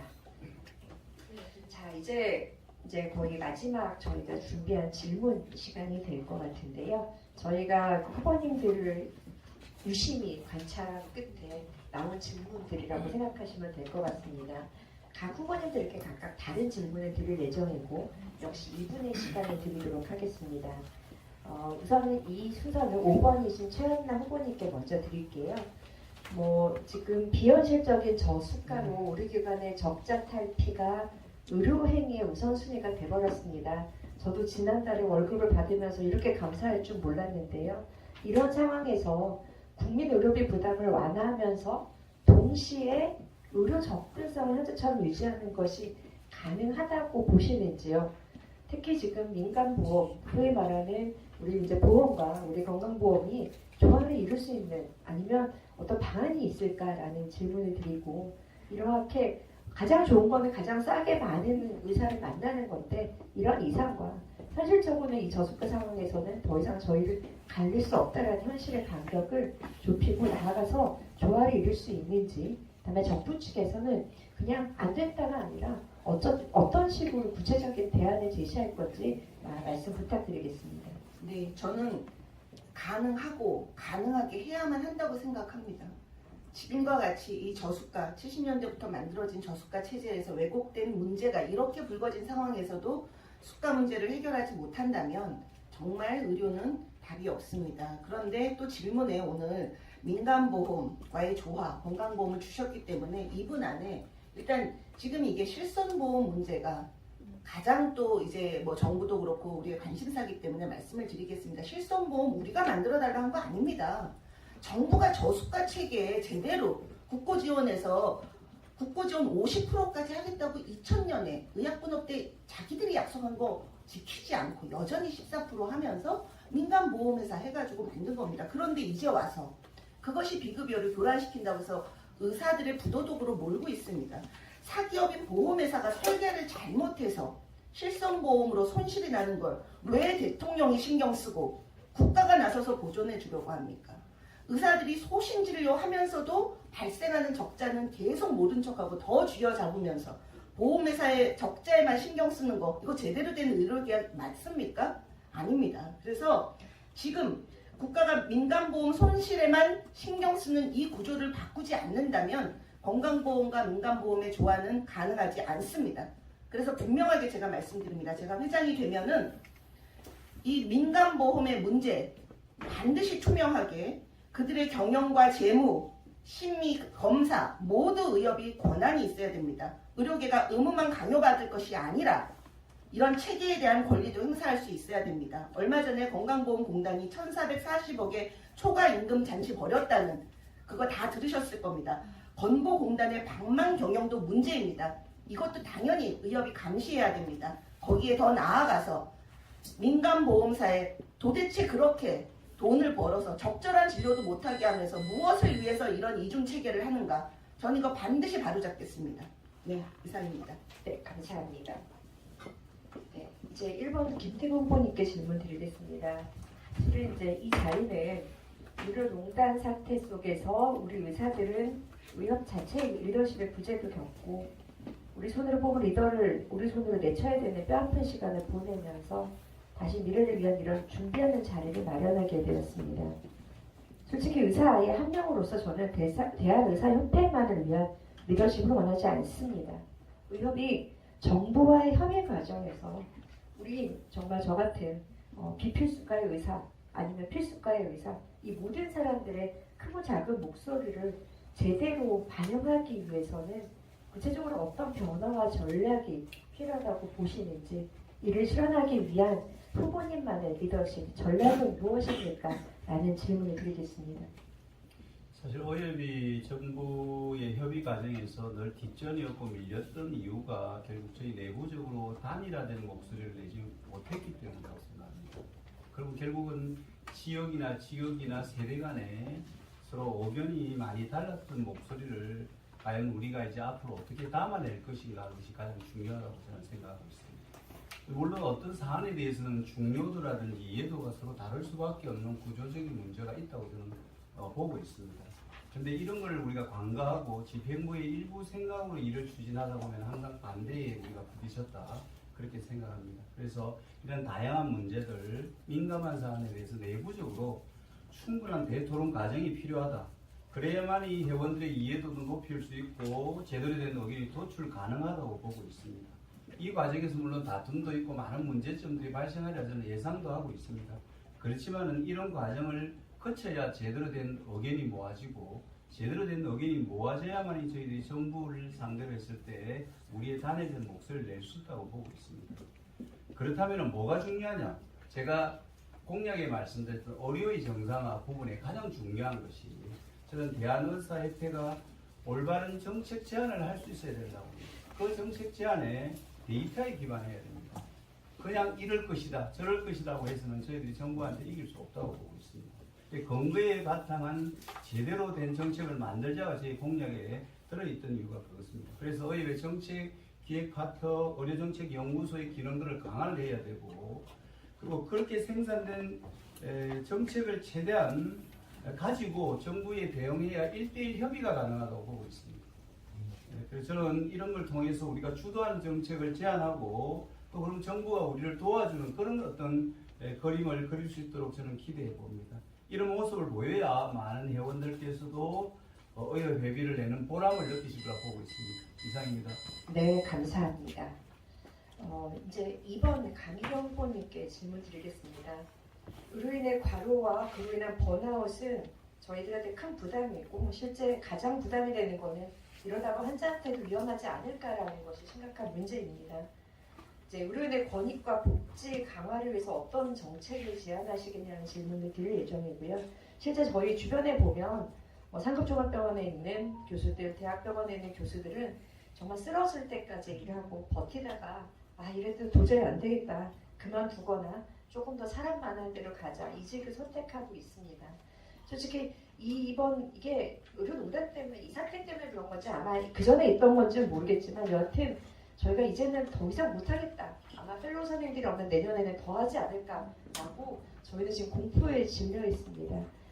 이제 그동안은 돈 주고 저희도 아까 회의한다고 그러는데 응급의학과 의사 아닌 사람이 당직 쓰면 돈 준다, 나와라 이런 얘기도 하는데 이런 현 상황에서 돈 주면 되겠다, 지금도 2025년 2월까지만 번영응급센터 돈을 주겠다라는 임기응변의 대응만 오고 있다 보니까 여러분 지금 한계에 도달하지 않을까 하는 되게 현실적인 지금 문제가 도달했는데요. 이를 근본적으로 잡기 위해서 후보님의 캠프와 후보님에서의 대응이나 방안은 무엇인지 질문드리겠습니다. 이게 근본적으로 해결하기 참 어렵죠. 왜냐하면 정말 다 뜯어 고쳐야 되니까요. 아까 말씀드렸던 1차 의료를 중심으로 한 구조 개편을 다 해서 1차 의료에서 대부분 해결이 되고 상급종합병원은 좀 덜 가시고 그래도 아무 문제가 없는 그런 시스템을 만드는 게 첫 번째일 텐데요. 얼마나 시간이 많이 걸릴까요? 그럼에도 불구하고 그렇게 가는 수밖에 없지 않을까요? 왜냐하면 상급종합병원에서 지금처럼 진료를 많이 하게 되면 의료비 결국 더 많이 쓰게 되는 거고요. 결국 좋아지지도 않고 우리도 너무 힘들고 바꿀 수밖에 없습니다. 근데 이게 1차 의료기관을 강화하면서 노려도 필요한 거는 소비자들의 동의가 되겠죠. 소비자들도 이걸 원하는 것인가? 근데 모르겠습니다. 조금 생각해 보신 분들은 원하더라고요. 저희가 심지어 책을 만들 정도로 이제 한 36편의 그 의견을 모았었는데요. 거의 똑같은 말씀을 하십니다. 내 가까운 그 병원에서, 가까운 의원에서 진료 제대로 받고 싶다. 그런 소비자들의 열망을 담아서 그것을 우리의 힘으로 해서 우리가 원하는 제대로 된 시스템을 밀어붙여야 된다고 생각합니다. 그런 걸 위해서 예를 들어 오늘 어떤 서강대 교수님께서 말씀하신 것처럼 타운홀 미팅이라든지 또 지금 보험공단에서 하고 있는 한국미래 의료 포럼 이런 것들을 사용할 수 있을 것이라고 생각하는데요. 그것과 또 한 가지는 노동조합 반드시 도입해야 한다고 생각합니다. 교수들의 노동조합, 그리고 교수랑 이제 일반 이제 임상교수나 전공의가 그 고용자가 다르기 때문에 같은 노조를 할 수는 없지만 다른 노조를 하더라도 직역과 다른 노조를 하더라도 만들고 같은 것을 추구하는 이런 것을 굉장히 적극적으로 추진해야 한다고 생각합니다. 특히 이 의협이 하고 있는 지금 이익단체로서의 기능을 각 직역으로 나누어 가지고 의협은 그야말로 이렇게 연맹으로 해서 푸시하는 역할을 하는 이런 방향으로 가야 한다고 생각합니다. 적어도 다른 노동자와는 같은 보호를 받아야 한다고 생각합니다. 네, 감사합니다. 기호 3번 주소 후보님께 질문 드리겠습니다. 의료사고로 인해 의사들이 법적 위험에 직면하는 일이 점점 더 많아지고 있습니다. 절대 실수가 있어서는 안 되고 저희는 신의 수준으로 의료를 해야 되는, 경제에 도달해야 되는 지경에 이르렀습니다. 환자들은 내가 병원에 가면 살아야 된다라는 높은 기대치와 또 친절하게 봐야 되는데 저 나쁜 의사들은 어떠냐라는 도덕적 잣대로 정말 의사는 나쁜 사람이라는 형벌에 가까운 경제적 부담과 도의적 책임이라는 고통에 매일매일 시달리고 있습니다. 현재 많은 회원들이 이 현안을 주시하고 있지만 제대로 된 방향과 대안이 없다고 느끼고 좌절하고 있습니다. 의료사고 처리 특례법 제정 및 법적 보호 체계 강화를 위해 후보님만의 구체적인 구상이 있다면 자세히 알려주십시오. 질문 드리겠습니다. 정답은 간단해요. 글로벌 스탠더드로 하자고 하면 됩니다. 저는. 일단 의료라는 것은 우리는 잘 알고 있지만 질병이라는 것이 자연 치유되는 경우를 제외하고는 나중에 되면 방치하면 결국은 사망에 이르게 되는 것이 질병입니다.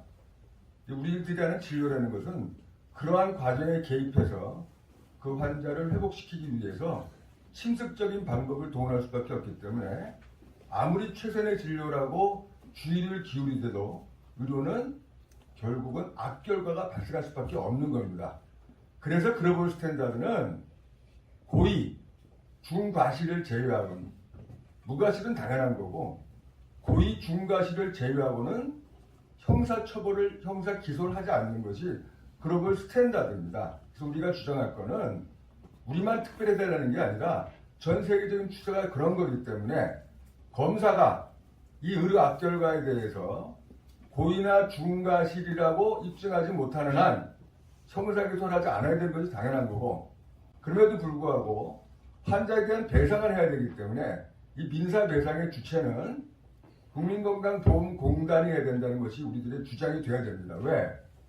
현재 건강보험의 급여진료권 내에서 진료에 대해서는 정부가 하려는 방침대로 정부가 정한 수가제로 진료하는 거기 때문에 이 OECD 국가들이 국가가 배상하는 것처럼 우리나라는 민간 의료기관에도 불구하고 공공의료기관화 되어 있는 국민건강보험제도 하에서는 급여진료권에 대한 민사배상의 주체는 공단이 되어야 된다. 이렇게 주장을 하면 그동안에 정부의 입장은 뭐였느냐. 현재 당신들 의료 수가 내에 리스크에 대한 수가가 들어가 있으니 그 의사들이 내라고 말을 했거든요. 그래서 우리가 주장할 수 있는 것은 현재 수간에 들어있는 리스크비를 다 빼서 공단에다 갖고 가라. 그리고 급여 진료에 대한 악결과에 대해서는 정부가 배상의 책임이 돼야 된다. 또 구체적으로는 공단이 배상의 책임이 된다고 주장을 하고 그걸 관철해내는 것만이 이 부분에 대한 근본적인 해결 방법입니다. 네, 감사합니다. 이제 마지막 질문입니다. 이동우 후보님께 질문 드리겠습니다. 저는 그 충남의대 세종 충남대학교 병원에서 일을 하고 있는 피부과 의사입니다.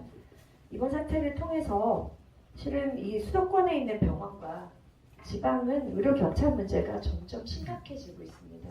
아마 이제 언론에 지금 잘 안 나오고 있는데 요새 저희 병원에서 하고 있는 일 중에 우리 원장님과 기조실에서 하는 거 보니까 응급회의를 합니다. 왜냐하면 저희 병원은 흉배가 없고요. 신경외과 둘러봐서 당직 없고요.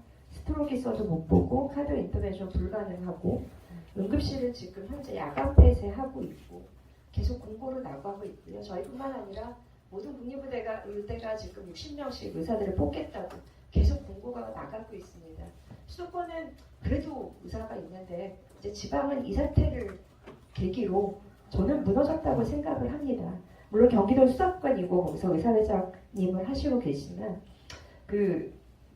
이제 경기도 의사회장이 아니라 의협회장이 되신다면 이렇게 무너져가는 지역의 의료 접근성을 어떻게 높일 거고 거기에 지쳐가는 의료진을 지원하기 위해서 어떤 정책적 방안을 가지고 계신지 이를 여쭙고 이제는 의사협회 전체에서도 저렇게 지방을 지키고 있지만 무너져가는 의료진에 대한 어떤 방향들이 어떤지에 대한 질문을 드리도록 하겠습니다.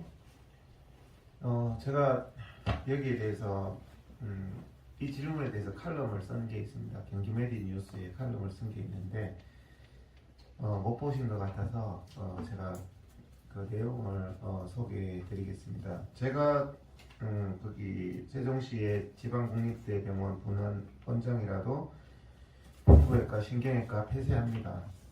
그리고 스트로크, 카디오 인터벤션 할 이유가 없습니다. 제가 그 병원의 원장이라도 응급실 야간 폐쇄를 저라도 하겠죠. 왜 하느냐? 적자니까요. 적자니까 그거를 자선사업하려고 병원을 할 수는 없는 문제 아니겠습니까? 지금 방금 했던 부분들이 지방에 스트로크 환자가 온다든지 심근경색 환자가 왔을 때 카디오 인터벤션을 해야 된다든지 할 때 생각을 한번 해봅시다. 그 사람들이 의사가 기다리고 있습니다. 기다리고 있는데 운이 좋아서 한 달에 인터벤션 환자가 안 왔습니다. 그러면은 우리나라 건강보험지 지급 시스템으로는 10원도 안 줍니다. 그게 소방서와 같은 역할이잖아요. 지역의 필수 의료는 소방서와 같은 역할을 하는데 그 인프라의 유지를 원하면서 우리 건강보험 시스템에서 인프라에 대한 비용을 준 적이 있냐는 거죠. 건수에 대한 철저한 시장 경제식의 지원을 합니다. 분만 수가도 많이 올랐죠. 많이 올랐는데 일부 분만 공장에서는 도움이 되지만 정말 사명감으로 취약지에서 하고 있는데 분만 한 건, 두 건 이렇게 하는데 한 달 내내 사람을 다 유지를 해야 되고 인건비가 나가고 월세가 나가고 다 나갑니다. 거기에 대해서 인프라 유지 비용을 준 적이 없기 때문에 지역 센터들의 인프라는 무너질 수밖에 없습니다. 그래서 제가 의협회장이 되면 이런 분야, 필수 분야와 지역 의료 분야는 건강보험 지불 시스템을 저는 완전히 바꿀 겁니다. 인프라에 대한 비용을 주고 보조적인 인센티브 방식으로 바뀌어야 됩니다. 그렇지 않고는 모든 신경외과, 흉부외과, 산부인과 다 닫아야 됩니다. 수지 타산이 안 맞기 때문입니다. 흉부외과, 소아과 기피한다고 정부가 내놓은 정책이 뭡니까? 전공의한테 한 달에 100만 원 더 주자. 그리고 한 달에 100만 원 준다고 어느 사람이 미래가 없는데 100만 원 더 받으려고 전공의 할 사람이 어디 있습니까? 인기과는 돈 안 준다, 월급 안 준다 그래도 줄 설 겁니다. 왜? 나가서 희망이 있기 때문에. 그래서 제가 말씀드리는 거는 해당 영역의 전문의에 대한 국가 책임제를, 비용에 대한 전문의 국가 책임제. 예를 들어서 신경외과 의사다, 흉부외과 의사다. 그 월급을 국가에서 줘야 됩니다. 원장은 거기에 대해서 경영적인 압박이 전혀 없도록 해야 인프라가 무너지지 않고 그래야 기피과가 생기지가 않습니다. 안 그러면 눈치만 보이잖아요. 자기는 1년 내내 퇴근도 못하는데 야 안 그래도 적자야 인력 더 뽑아주세요. 야 적자인데 어떻게 더 뽑아. 신생아실 적자인데 어떻게 더 인력을 뽑아. 신생아 전문의에 대한 월급을 국가가 줘야 됩니다. 그러면은 병원장도 부담 없고 일하는 그 전문의도 부담이 없게 되는 거죠. 그렇게 해서 이제 저는 그 사례가 있습니다. 경기도 지역도요. 제가 경기도 도내 대학병원 쭉 돌아보니까 전부 다 응급의학과 의사를 도저히 못 구합니다. 너무 힘듭니다. 병원 원장님들이 그렇게 말씀을 하시는데 유일하게 응급의학과 의사가 넘쳐나는 곳이 한 군데 있더라고요. 여기 왜 이렇게 넘쳐나냐? 아주대학교 병원입니다. 그거는 국가에서 응급의학과 의사 월급을 1억씩 보조합니다. 그러니까 병원에서는 월급을 큰 부담 없이 엄청 좋은 조건으로 사람을 뽑을 수 있으니까 거기는 어플라이를 많이 하는 거예요.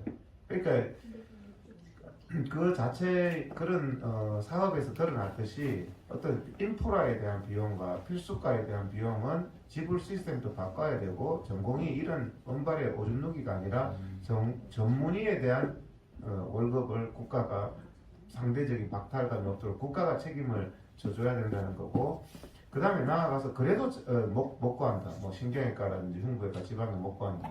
그러면 저는 왜 이렇게 뛰어난 인력들을 이용하지 않는지 개원가에 예를 들어서 석가 신생아실 못 구한다. 석가 그 펠로만 돼도 또 시킬 수 있지 않습니까? 그러면 내과 보조 선생님을 거기다가 투입시키고 똑같은 월급은 똑같이 연봉을 3억을 준다면은 3억을 주겠다. 이렇게 하면 개업에서 힘든 내과 선생님이 신생아실에 오라벨도 되고 연봉도 3억이고 다른 거 다 보장되고 하면 지원하겠죠. 신경외과도 마찬가지죠. 신경외과 예를 들어서 일반외과 전문의가 얼마나 수련이 돼 있습니까? 그런데 레전드 1년차보다 나을 거 아닙니까? 그러면 그쪽에 신경외과 중환자실을 보면서 연봉을 3억을 주면 충분히 어떤 과별적인 그런 부분도 가능하고 그 다음 신경외과 선생님이 또 많이 돌아올 수 있다. 지금 신경외과 선생님도 대부분 척추 쪽으로 빠지고 뇌수술 잘 안 하려고 하면 힘들고 뭐 근무 여건 너무 열악하고 하니까 그런데 그런 비용을 제가 좀 중요한 부분에 조금 썼는데 네. 그렇게 해야 된다고 생각합니다. 알겠습니다.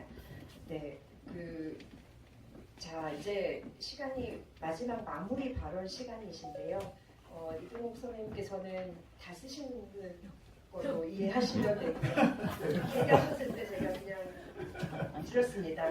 이제 참고로 지금부터 남은 시간들이 다르기 때문에 미리 공지 드리겠습니다. 네. 김태국 후보님 시간 잘 접근하셔서요. 네. 5분 살아 계십니다. 5분. 네. 네, 이번 알겠습니다. 강일 후보님은 다 지키셨는데요. 앞에 까먹었어요. 그래서 3분 40초 있으십니다. 네. 주소 후보님 원래 없는데요. 제가 30초 드리겠습니다. 네. 이동 후보님은 예, 30초 드리겠습니다. 네. 제가 이렇게 또 인심을 쓸 줄 몰랐습니다. 네. 5번 최한나 후보님도 시간 잘 지켜줘 4분 25초 남아 있으십니다. 네, 김태국 후보님 5분 시간 시작하겠습니다. 네, 저도 30초 더 주십시오. 네, 30초 드리겠습니다. 네, 이번 의료농단 부분에 있어서 저는 전공의 의대생들을 문제 야기한 저는 정부의 책임을 꼭 물어야 된다고 보고 있습니다. 근데 더 중요한 것은 우리가 정부로부터 사과를 받아야 됩니다. 왜? 5년, 10년 후에 이 의료대란의 책임이 누구에게 있는가를 틀림없이 반문하게 됩니다. 그때 전공의 의대생 의료계가 잘못했다는 그런 이야기가 나오면 안 됩니다. 그래서 저는 꼭 협회장이 된다면 사과를 받아낼 것입니다. 그게 제가 협회장이 되면 먼저 해야 될 일이라고 생각하고 있습니다. 그리고 저는 해결책을 정부가 제시해야 된다고 봅니다. 저희 의료계가 제시할 이유가 하등 없다고 보고 있습니다. 이 부분은 원칙이라고 저도 생각하고 있습니다. 그래서 원칙에 준해서 차분하게 잘 준비해 나가겠다는 약속을 드리겠습니다. 그리고 의료 양극화 그리고 기피과 문제 해결책은 정원으로 해결할 수 있는 것이 아니었습니다. 그러나 이 문제는 의료계와 정부가 같이 해결해야 될 부분이라고 저는 생각하고 있습니다. 같이 하겠습니다. 그리고 오늘 여자 의사의 문제점 많이 알았고 또 함께 논의하고 풀어나가겠다는 약속의 말씀을 드립니다. 협회가 대표성을 확립해야만이 앞으로의 정책에 있어서도 우리가 정부에 휘둘리지 않는다는 점 다시 한 번 더 강조드리고 회원의 목소리를 하나로 만들겠다는 약속 한 번 다시 드리겠습니다. 그리고 이 사태가 제대로 해결되든 되지 않든 간에 수련평가위원회의 기능은 꼭 확립되어야 됩니다. 그리고 의학교육평가위원회의 독립성도 제대로 되어야 됩니다. 그렇지 않으면 전공의 의대생들이 돌아가더라 그래도 지금 같은 사태는 또다시 발발할 수밖에 없습니다.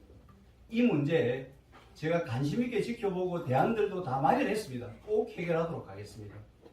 그리고 지금의 비정상화, 우리가 30년, 40년 동안 이어져 왔던 이런 비정상화를 이제 김태구가 정상화 시키도록 하겠습니다. 제가 25년간 의사회무를 하면서 가장 가슴 아프게 느꼈던 모든 부분들이 정책의 대가 녹여내고 협회장이 된다면 제가 풀어나가겠습니다. 약속드립니다. 저 김태구 할 수 있다고 여러분께 다시 한 번 더 자신있게 말씀드립니다. 기호 1번 김태구입니다. 저에게 믿음을 가지시고 저에게 일할 수 있는 기회를 주십시오. 감사합니다. 네, 감사합니다. 2번 강일호 후보님은 3분 40초의 시간이 있으십니다. 마무리 발언 부탁드리겠습니다. 네. 마무리가 제일 어렵더라고요. 그 질문에 대한 답을 하는 거는 훨씬 쉬운데요.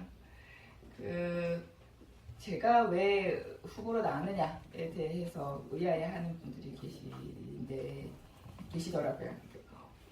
제가 왜 비대위원장이 됐지부터 시작해서 도저히 못 참겠어서 비대위원장이 됐다고 지난번에 말씀드렸던 것 같은데요. 그 비대위원장, 일개 대학의 비대위원장으로는 해결이 안 돼서 어떻게든 좀 해결해 볼 수 있을까? 그래서 더 이상 이런 문제가 다시 생기지 않게 좀 할 수 있을까? 해서 나왔습니다. 정부만 문제였으면 뭐 그럴 필요 없겠죠. 하지만 의료계의 대처도 지금까지 별로 현명하지 못했다고 생각이 되고 지난 10개월간의 대처 지금처럼 우리의 주장만 해가지고 해결되지 않을 것이라고 생각해서 정말 의협도 먼저 바뀌어야 된다고 생각해서 나왔습니다. 제가 익숙하지 않은 환경이기 때문에 더 문제를 잘 볼 수 있을 것이라고 생각하고요. 오늘처럼 이렇게 지역 상황을 전혀 몰라가지고 이렇게 닥질을 하는 일이 앞으로도는 없을 거라고 생각합니다. 왜냐하면 오늘까지는 혼자였지만 의협 회장이 되면 여러분들과 같이 할 거니까요. 경험 많으신 여러분들과 함께 정말 다 함께 우리 의료를 살리는 것을 목표로 같이 해야 한다고 생각합니다. 근데 이 과정에서는 우리끼리만으로는 안 된다고 생각합니다. 우리가 힘을 가지기 위해서는 우리가 아무리 좋은 아이디어를 가지고 있어도 우리 아이디어를 다른 사람들이 맞다고 해줘야 여기 같이 힘을 밀어줘야 된다고 생각합니다. 그래서 예를 들어 정부에서 2,000명이 계속 우리를 브레인워싱 할 때 저런 가짜 뉴스를 일삼을 때 소비자 단체도 시민 단체도 국민들도 환자들도 2,000명 웃기고 있네를 할 수 있었어야 한다고 생각합니다. 앞으로 그렇게 만들어야 한다고 생각합니다. 예를 들어 저에게 지금 돌고 있는 저와 관련해서 돌고 있는 가짜 뉴스도 가만히 있으면 안 된다고 생각합니다. 내부의 가짜 뉴스든 외부의 가짜 뉴스든 가짜 뉴스 때문에 공격받는 것은 가만히 있으면 안 된다고 생각합니다. 반격하고 나가 싸워야 한다고 생각합니다. 그래서 사실은 의료계의 문제가 이렇게 밖으로 보이는 것을 두려워하여서 내분을 가능하면 안으로 안 보이게 하려고 하면서 문제가 좀 더 키워졌던 면도 있다고 생각합니다. 더 이상 그렇게 돼서는 안 된다고 생각합니다. 의협부터 투명해야 한다고 생각하고 그 음해가 오면 받아쳐야죠. 더 이상 음해가 가능하지 않은 그런 의협을 만들어야 우리가 힘을 가지고 누군가 우리를 가짜뉴스로 공격해 올 때 반격할 수 있을 거라고 생각합니다. 모두를 우리 편으로 만드는 그런 의협을 만들고 싶습니다. 법 쪽에 우리 편으로 만들어야죠. 사실 우리 예를 들어 가족, 사돈 있지 않습니까? 많이 우리 편으로 만들어야죠. 그래서 이런 의료사고 문제 났을 때 그들이 먼저 나서서 저거 아닌데 얘기해줄 수 있는 그런 의협, 그런 의료계 만듭시다. 그리고 홍보 정말 이렇게 홍보에 취프가 있어야 한다는 그 칼럼을 오늘 감명 깊게 읽었는데요. 정말 전문가에게 의뢰해서 이렇게 콕콕 박히는 그 정부가 하는 것보다 훨씬 잘하는 그런 홍보하고 그 회원들이 가려워하는 그런 부분들 하나하나 찝어서 그것을 의협에서 해결해주는 그것으로 해서 의협 회비 정말 내고 싶어지는 그런 의협을 만들겠습니다. 다 함께 새롭게 힘차게 경청하고 책임지겠습니다. 네, 감사합니다. 네, 주소 후보님 30초 기억에 써주시기 바랍니다. 예전에는 회장이 되면 리더가 되는 줄 알았어요. 근데 그게 아니더라고요. 리더십을 갖춘 자가 회장이 돼야 리더가 됩니다. 감히 리더십을 갖췄다고 자신있게 말씀을 드리고요. 윌리엄 어니스트 헤알리라는 19세기 영국의 시인이자 작가가 했던 그 인비투스라는 시의 맨 마지막 구절을 소개시키고 제 말을 맺겠습니다. 맨 마지막 구절이 이렇게 돼요. 아무리 천국으로 가는 길이 좁고 내 앞에 걸쳐진 고통의 길이 길더라도 나는 내 인생의 내 운명의 주인이고 나는 내 영혼의 선장이다. 우리 의료계의 어려움을 우리들이 남의 도움받지 않고 우리들의 힘으로 극복해내야 된다는 각오만이 현재 어려운 상황을 극복할 수 있습니다. 네, 감사합니다. 4번 이동호 후보님 30초의 시간 마무리 발언 사용하실 수 있습니다. 예, 누가 투쟁을 가장 잘할 수 있는 후보인가, 누가 검증된 회무를 해온 후보인가, 누가 투쟁의 중심에 있었던 후보인가 자세히 좀 살펴봐 주시면 감사하겠습니다. 저는 지난 1년 동안 투쟁의 중심에 있었고 가장 잘 싸우는 후보라고 생각합니다. 그리고 또 회무 공백 없이 26,000명 회원들에 의해서 여러 가지 40개 의과대학 출신 그리고 다양한 직역 그리고 21개과를 잘 조율해온 검증된 후보입니다. 투쟁력과 회무 능력이 검증된 후보를 뽑아주시면 이번에는 잘 뽑았다는 그런 말씀하실 수 있도록 하겠습니다. 감사합니다. 네, 감사합니다. 마지막 후보신 최한나 후보님께서는 4분 25초를 마무리 발언에 사용하실 수 있습니다. 저는 추가 30분. 예, 5분 하십시오. 네. 다 끝나신 거잖아요. 네. 제 마지막인데 5분이잖아요. 네. 너무 좋습니다. 누가 회장이 되든지 간에 이 사태 시작한 책임자 사과받고 법적 정치적 책임지게 해야 됩니다. 또 포고문에 우리 전공의들 처단하겠다는 막말을 쓴 책임자 뭐 무슨 누구니 노 모시기니 하는데 반드시 공개해서 사과받아야 되고 처단해야 됩니다. 합당한 책임을 지게 해야 되고 다시는 이런 일이 없도록 의료 정책, 정치적 이유로 이렇게 주먹구구로 휘둘리지 않도록 법과 제도 정비해야 됩니다. 저 그거 하려고 정년이 보장된 국립중앙의료원 산부인과 난임센터장 그만두고 여기 와 있습니다. 근데 그렇게 하려면 우리가 먼저 꼭 해야 되는 게 있습니다. 의협을 제발 14만 회원들의 대표단체로 만들어 주십시오. 제가 꼭 부탁드리는 거는 이번 투표 회장 선거 그래서 중요합니다. 지난 3월 달에 전임 회장님 뽑을 때 66% 의협회자 역사상 압도적으로 높은 투표율에 했음에도 불구하고 여러 가지 어려움 속에 다시 회장을 뽑고 있습니다. 의협이 하는 거 마음에 안 들고 투표하고 싶지 않다는 분 많이 봤습니다. 뭘 기대하겠냐, 누가 하더라도 뭘 할 수 있겠냐, 각자 알아서 살자.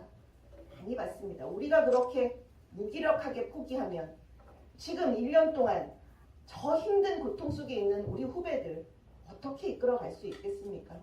이번에 반드시 투표해 주셔서 역대 최고 투표율 70% 찍어주십시오. 회장님, 여자 의사 회원들은 100% 투표하게 해주십시오. 제가 정말 간곡하게 부탁드립니다. 만약에 이번에 투표율 지지부진하게 나오면 의협 역사상 제가 찾아보니까 한 20, 30% 투표를 할 때도 있었어요. 그렇게 되면 국민들은 더 이상 의협을 대표단체로 안 봅니다. 전국 우리가 무슨 이야기를 해도 귓등으로도 안 듣습니다. 그래서 이번에 투표율이 매우 중요합니다. 제가 회장 선거에 나온 가장 제 마음을 움직였던 후배들의 말 중에 최한나가 나와야 투표율 올라간다 해서 나온 거 있습니다. 그리고 제가 협회에 있으면서 그 대전협과 그 전임 회장님의 갈등을 알았기 때문에 해결하려고 정말 많은 노력을 했습니다. 그래서 우리 젊은 의사들 들어와서 학생, 전공의들 얘기하는 거 실현시켜주는 과정을 보여주면서 의협이 우리 젊은 의사들 뒤통수 칠 걱정하지 말고 들어와서 참관하고 의견 내고 여기는 누구든지 와서 의견 내는 사람들이 만드는 거예요. 여러분들이 들어와서 의견 먹어라. 그런 이야기하면서 많이 했습니다. 그 중에서 젊은 의사 정책 공모전 제가 말씀을 드렸지만 그냥 정말 상금 나눠줄 생각으로 시작했다가 제가 정말 감동받았습니다. 책도 나왔습니다. 한번 봐주십시오. 440건에 정말 우리 후배들 얼마나 우수합니까? 우리나라에서 제일 우수한 인재들이 이 말도 안 되는 정책의 혼란 속에서 얼마나 고민하면서 1년을 하면서 우리나라 정책 이렇게 보자 저렇게 보자 그 많은 의견들을 줘서 대상도 줬고 상도 줬고 책도 나왔지만 대전협과의 갈등 속에 우리 당당하게 내놓고 하지 못해서 익명으로 지금 되어 있습니다. 이런 갈등 이제 끝내겠습니다. 젊은 의사들이 믿고 와서 이야기하면 그들의 생각이 섣부른 거는 선배들이 이끌어주고 실현시켜주면 됩니다. 하지만 그들에게 그들이 살아갈 세상의 제도를 스스로 요구하고 만들어나는 경험을 의대생 때부터 제가 반드시 보장하겠습니다. 그리고 현장에 계신 개업하신 분들, 교수님들 1년 동안 학생들과 후배들만 상처받은 거 아닙니다. 우리들의 자존감도 이루 말할 수 없이 무너졌습니다. 후배들이 선배들 못 믿겠다 하면서 우리들 그동안 해온 의료제도 정말 저는 개원이라는 이름이 의대 교수라는 이름이 이렇게 부끄럽게 난도들 당하는 일념이 너무 가슴 아팠습니다. 이거 회복해야 됩니다. 우리는 마음 아픈 사람도 치료하는 의사입니다. 우리 내부에 우리 선후배 내부의 갈등을 회복하지 못하면 어떻게 이 상황이 수습되든지 간에 우리는 환자를 치유하는 의사가 되기 어렵습니다.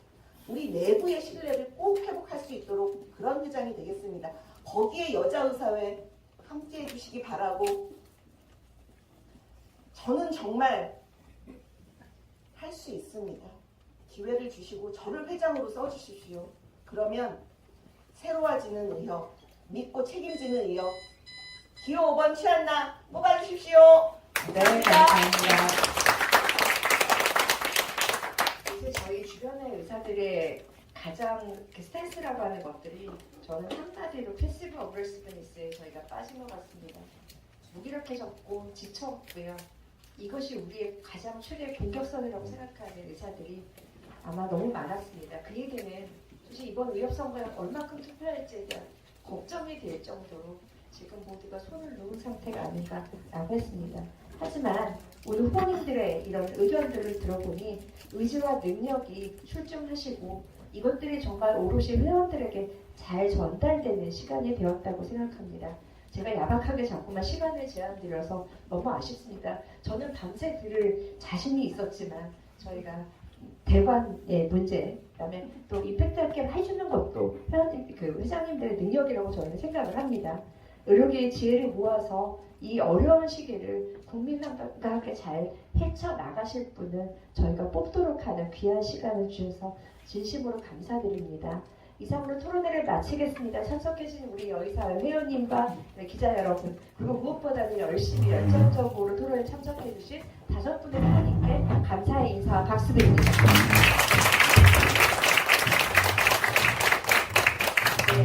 후보님들 모시고 그래도 기념사진을 하나 찍겠습니다. 후보님들, 그래도 저희 여의사에 오시는 걸 너무 환영하고 사진 하나 찍도록 하겠습니다. 회장님과 저희 이사님들 앞에 나오셔서 같이 사진 찍어주시기 바랍니다. 다 나오시죠? 네.